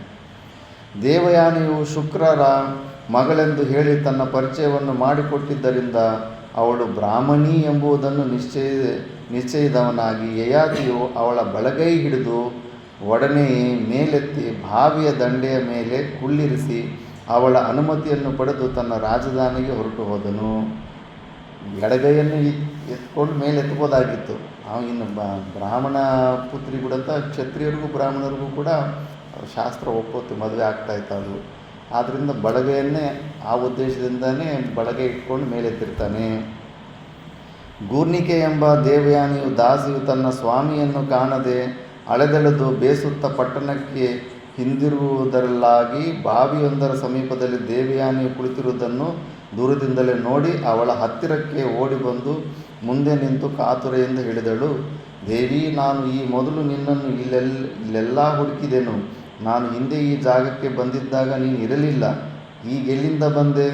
ದೇವಯಾನಿ ಪಟ್ಟಣಕ್ಕೆ ಬರುವುದಿಲ್ಲವೇ? ಗುರುಗಳು ಕರೆತರುವಂತೆ ಹೇಳಿದ್ದಾರೆ. ಇಲ್ಲಿ ಸಖಿ ಇಲ್ಲ ಸಖಿ, ನಾನೀಗ ಪಟ್ಟಣಕ್ಕೆ ಬರೋದಿಲ್ಲ. ನೀನೀಗಲೇ ಪಟ್ಟಣಕ್ಕೆ ಹೋಗಿ ನಾನು ವೃಷಪರ್ವನ ಪಟ್ಟಣಕ್ಕೆ ಬರುವುದಿಲ್ಲವೆಂಬ ವಿಷಯವನ್ನು ನನ್ನ ತಂದೆಗೆ ಹೇಳಿಬಿಡು. ಇನ್ನೂ ಈಗ ಹೊರಟಾಗ್ಬಿಟ್ಟಿದೆ. ಆ ರಾಜ್ಯದಲ್ಲಿದ್ದದ್ದಕ್ಕೆ ಹಾಗೆ ಭಿಕ್ಷುಕ ಅಂದುಬಿಟ್ಲು. ನನ್ನ ಊಟ ನೀನು ಮಾಡೋರಂತಲ್ಲಿ ಏನೇನೆಲ್ಲ ಅಂದುಬಿಟ್ಲಲ್ಲ. ಈಗ ಬರ್ಸ್ಟ್ ಆಗಿಬಿಟ್ಟಿದೆ. ಅದಕ್ಕೆ ನಾನು ಬರೋದಿಲ್ಲ ಅಂತ ಎಂದು ಹೇಳಿ ತಾನು ಪಟ್ಟಣಕ್ಕೆ ಹೋಗದಿರುವ ಕಾರಣವನ್ನು ಸೂಕ್ಷ್ಮವಾಗಿ ಗೂರ್ನಿಕೆಯೊಡನೆ ಹೇಳಿ ಕಳಿಸಿದಳು. ಗೂರ್ನಿಕೆಯು ವೃಷಪರ್ವನ ಅರಮನೆಗೆ ಶೀಘ್ರವಾಗಿ ಧಾವಿಸಿ ಶುಕ್ರರನ್ನು ಸಂದರ್ಶಿಸಿ ದೇವಯಾನಿಗೆ ಒದಗಿದ ದುರವಸ್ಥೆಯನ್ನು ಬಣ್ಣಿಸಿ ಹೇಳಿದಳು, ಗುರುದೇವ, ವೃಷಪರ್ವನ ಮಗಳಾದ ಶರ್ಮಿಷ್ಠೆಯು ದೇವಯಾನಿಯನ್ನು ಹೊಡೆದು ಬಾವಿಗೆ ನೂಗಿ ಬಂದಿದ್ದಾಳೆ. ವೃಷಪರ್ವನ ಮಗಳು ನನ್ನ ದೇವಯಾನಿಯನ್ನು ಹೊಡೆದು ಬಾವಿಗೆ ನೂಗಿದಳೆ ಎಂಬುದಾಗಿ ಶುಕ್ರರು ಹೇಳುತ್ತಾ ಗೂರ್ನಿಕೆಯೊಡನೆ ವನಕ್ಕೆ ಹೊರಟರು. ಬಾವಿಯ ದಂಡೆಯ ಮೇಲೆ ಬಿಕ್ಕಿ ಬಿಕ್ಕಿ ಅಳುತ್ತಾ ಕುಳಿತಿದ್ದ ಮಗಳನ್ನು ನೋಡಿದರು. ಬಹಳ ದುಃಖವಾಯಿತು. ಅಳಬೇಡ ಮಗಳೇ ಎಂದು ಸಂತೈಸುತ್ತಾ ದೇವಯಾನಿಯನ್ನು ಹಿಡಿದು ಮೇಲೆತ್ತಿ ತಬ್ಬಿಕೊಂಡು ಮುಂದಳೆಯನ್ನು ಸವರುತ್ತಾ ಕಣ್ಣೀರೊರೆಸುತ್ತಾ ಹೇಳಿದರು, ಮಗು, ಪ್ರಪಂಚದಲ್ಲಿರುವ ಎಲ್ಲ ಜನರು ತಮಗೆ ಒದಗುವ ಸುಖ ದುಃಖಗಳನ್ನು ತಮ್ಮ ಕರ್ಮಾನುಸಾರವಾಗಿಯೇ ಪಡೆಯುವರು. ನೋಡಿ ಎಷ್ಟು ಒಳ್ಳೆ ಮಾತು ಹೇಳ್ತಾರೆ. ಕರ್ಮಾನುಸಾರವಾಗಿ. ಕಾರಣ ಹೇಳಿದರೆ ಏನೂ ನಡೆಯೋದಿಲ್ಲ. ನಾವು ಮಾಡಿರೋ ಪುಣ್ಯ ಪಾಪ ಕರ್ಮಗಳಿಂದ ನಮಗೆ ಅವೆಲ್ಲ ಬರ್ತಾ ಇರ್ತವೆ. ಹಾಗೆ ಶರ್ಮಿಷ್ಠೆ ತಳ್ಳಿದ್ದಕ್ಕೂ ಒಂದು ಕರ್ಮ ಇತ್ತು ಪೂರ್ವಜನ್ಮದಲ್ಲಿ. ಈಕೆ ಅವಳನ್ನು ಪೂರ್ವಜನ್ಮದಲ್ಲೆಲ್ಲ ಬಾವಿಯಲ್ಲಿ ತಳ್ಳಿಬಿಟ್ಟಿರ್ತಾಳೆ. ಅದಕ್ಕೆ ಅದು ವಾಪಸ್ ಬರ್ತಾ ಇರುತ್ತೆ. ನಮ್ಮ ಸುಖ ದುಃಖಗಳಿಗೆ ಇತರರೆಂದಿಗೂ ಕಾರಣರಾಗುವುದಿಲ್ಲ. ನೋಡು, ಇದು ಕೂಡ ನಮ್ಮ ಸುಖ ದುಃಖಗಳಿಗೆ ಇತರರು ಎಂದಿಗೂ ಕಾರಣವಾಗುವುದಿಲ್ಲ. ಸುಮ್ಮನೆ ಅದಕ್ಕೆ ವೇದಾಂತದಲ್ಲಿ ನಮ್ಮ ದುಃಖಕ್ಕೆ ಹೊರಗಡೆ ಅಲ್ಲಿ ಇಲ್ಲಿ ದುಃಖ ನಿಮಿತ್ತಗಳು ತೋರಿಸಿದ್ರೆ ಮುಗೀತು ಅಂತಾರೆ. ಇವನಿಗೆ ವೇದಾಂತ ಏನು ಅಂಟೇ ಇಲ್ಲ ಅಂದ್ಬಿಟ್ಟು ಅಲ್ಲಿ ಅಂದರೆ ಇವನು ಬೇಬಿ ಸಿಟ್ಟಿಂಗಲ್ಲಿದ್ದಾನೆ ಅಂದ್ಬಿಟ್ಟು ಚಾನ್ಸೇ ಇಲ್ಲ. ಒಂದು ಶಬ್ದನೂ ಹೊರಗಡೆ ದುಃಖದ ನಿಮಿತ್ತ ತೋರಿಸೋ ಪ್ರಯತ್ನ ಮಾಡಬಾರ್ದು. ನಮ್ಮ ದುಃಖಗಳಿಗೆ ನಾವೇ ಹೊಣೆಗಾರರು, ಅದರ ಕಂಪ್ಲೀಟ್ ರೆಸ್ಪಾನ್ಸಿಬಿಲಿಟಿ ನಮ್ಮದೇ. ಈ ಥರ ಅದನ್ನೇ ಹೇಳ್ತಾ ಇದ್ದಾನೆ. ಸುಖ ದುಃಖಗಳಿಗೆ ಇತರರೆಂದಿಗೂ ಕಾರಣರಾಗುವುದಿಲ್ಲ. ಆದ್ದರಿಂದ ಈ ವಿಧವಾದ ದುಃಖವನ್ನು ಅನುಭವಿಸಲು ನೀನು ಯಾವುದೋ ಅಪರಾಧವನ್ನು ಮಾಡಿರಲೇಬೇಕೆಂದು ನಾನು ಭಾವಿಸುತ್ತೇನೆ. ಶಾಸ್ತ್ರ ಓದಿರೋರು ಶುಕ್ರಾಚಾರ್ಯರು ತಾನು ದುಃಖದಲ್ಲಿದ್ದಾಗ ಹೀಗೆ ಹೇಳಿಕೊಂಡು ತಾನೇ ಸಮಾಧಾನ ಪಟ್ಟುಕೊಳ್ಳಬೇಕು ಹೊರತು ಇತರರು ದುಃಖದಲ್ಲಿದ್ದಾಗ ನೀನು ಮಾಡಿದ ಯಾವುದೋ ಪಾಪಕರ್ಮದಿಂದ ಈ ದುಃಖವನ್ನು ಅನುಭವಿಸುತ್ತಿರುವೆ ಎಂದು ಹೇಳಿದರೆ ಮನುಷ್ಯನ ತಾಳ್ಮೆಯೇ ಹೊರಟು ಹೋಗುತ್ತದೆ. ಇದು ಸಮಸ್ಯೆ. ಯಾರಾದರೂ ಹೋದಾಗ ನೀನು ಈಗ ದುಃಖದಲ್ಲಿರೋದಕ್ಕೆ ಕಾರಣ ನೀನು ಮಾಡಿರೋ ಪಾಪಕರ್ಮನೇ ಅಂತ ಹೇಳಿದ್ರೆ ಅವರು ಸಿಕ್ಕಾಪಟ್ಟೆ ಇನ್ನೂ ಎಂಬ್ರೇಸ್ ಆಗಿಬಿಡ್ತಾರೆ, ಇನ್ನೂ ಜಾಸ್ತಿ ತಲೆ ಕೆಡಿಸ್ಕೊಂಡ್ಬಿಡ್ತಾರೆ. ಅವಕಾಶ ಸಿಕ್ತಂತೆ ಇವನು ಕೂಡ ನನ್ನನ್ನು ಪಾಪಿ ಅಂತ ಸಿದ್ಧ ಮಾಡ್ತಾಯಿದ್ದಾನೆ ಅಂದ್ಬಿಟ್ಟು ತುಂಬ ರಿಸ್ಕಿ ಜಾಬ್ ಅದು. ವಾಸ್ತವವಾಗಿ ಅಂತಾರೆ ಪೂರ್ವಜನ್ಮ ಕೃತಂ ಪಾಪಂ ವ್ಯಾಧಿ ರೂಪೇಣ ಸಂಸ್ಥಿತ ಅಂತ. ಪೂರ್ವದಲ್ಲಿ ಮಾಡಿರೋ ಪಾಪಗಳು ವ್ಯಾಧಿ ರೂಪದಲ್ಲಿ ಕೂಡ ಬರ್ತಾ ಇರುತ್ತೆ. ವ್ಯಾಧಿಗೆ ನನಗೆ ಆ್ಯಸಿಡಿಟಿ ಬಂದಿದೆ ಅಂತ ಅಡುಗೆ ಮಾಡೋರನ್ನ ಬೈಯೋದು, ನನಗೆ ಶುಗರ್ ಬಂದಿದೆ ಅಂತ ಅವ್ರನ್ನ ಬೈಯೋದು, ನಿನ್ನಿಂದ ನನಗೆ ಈ ರೋಗ ಬಂದಿದೆ ಅನ್ನೋದು ಅದೆಲ್ಲ ಮೂರ್ಖತ್ವ ಅಷ್ಟೇ. ನಮ್ಮ ಪಾಪಕರ್ಮಗಳೇ ಹಂಗೆಲ್ಲ ಬರ್ತಾ ಇರ್ತವೆ. ಆದ್ದರಿಂದ ಮನುಷ್ಯನ ತಾಳ್ಮೆ ಹೊರಟು ಹೋಗುತ್ತೆ. ಅವನಿಗೆ ಅದನ್ನು ಇರೋದು ಇದ್ದಂಗೆ ಹೇಳಿದ್ರೆ ಎದ್ದು ಬಂದು ಎದೆ ಕೊಡ್ದ ಅಂತಾರಲ್ಲ, ಆ ಥರ ಇರೋ ಸತ್ಯನ ಯೋಚನೆ ಮಾಡಬೇಕು.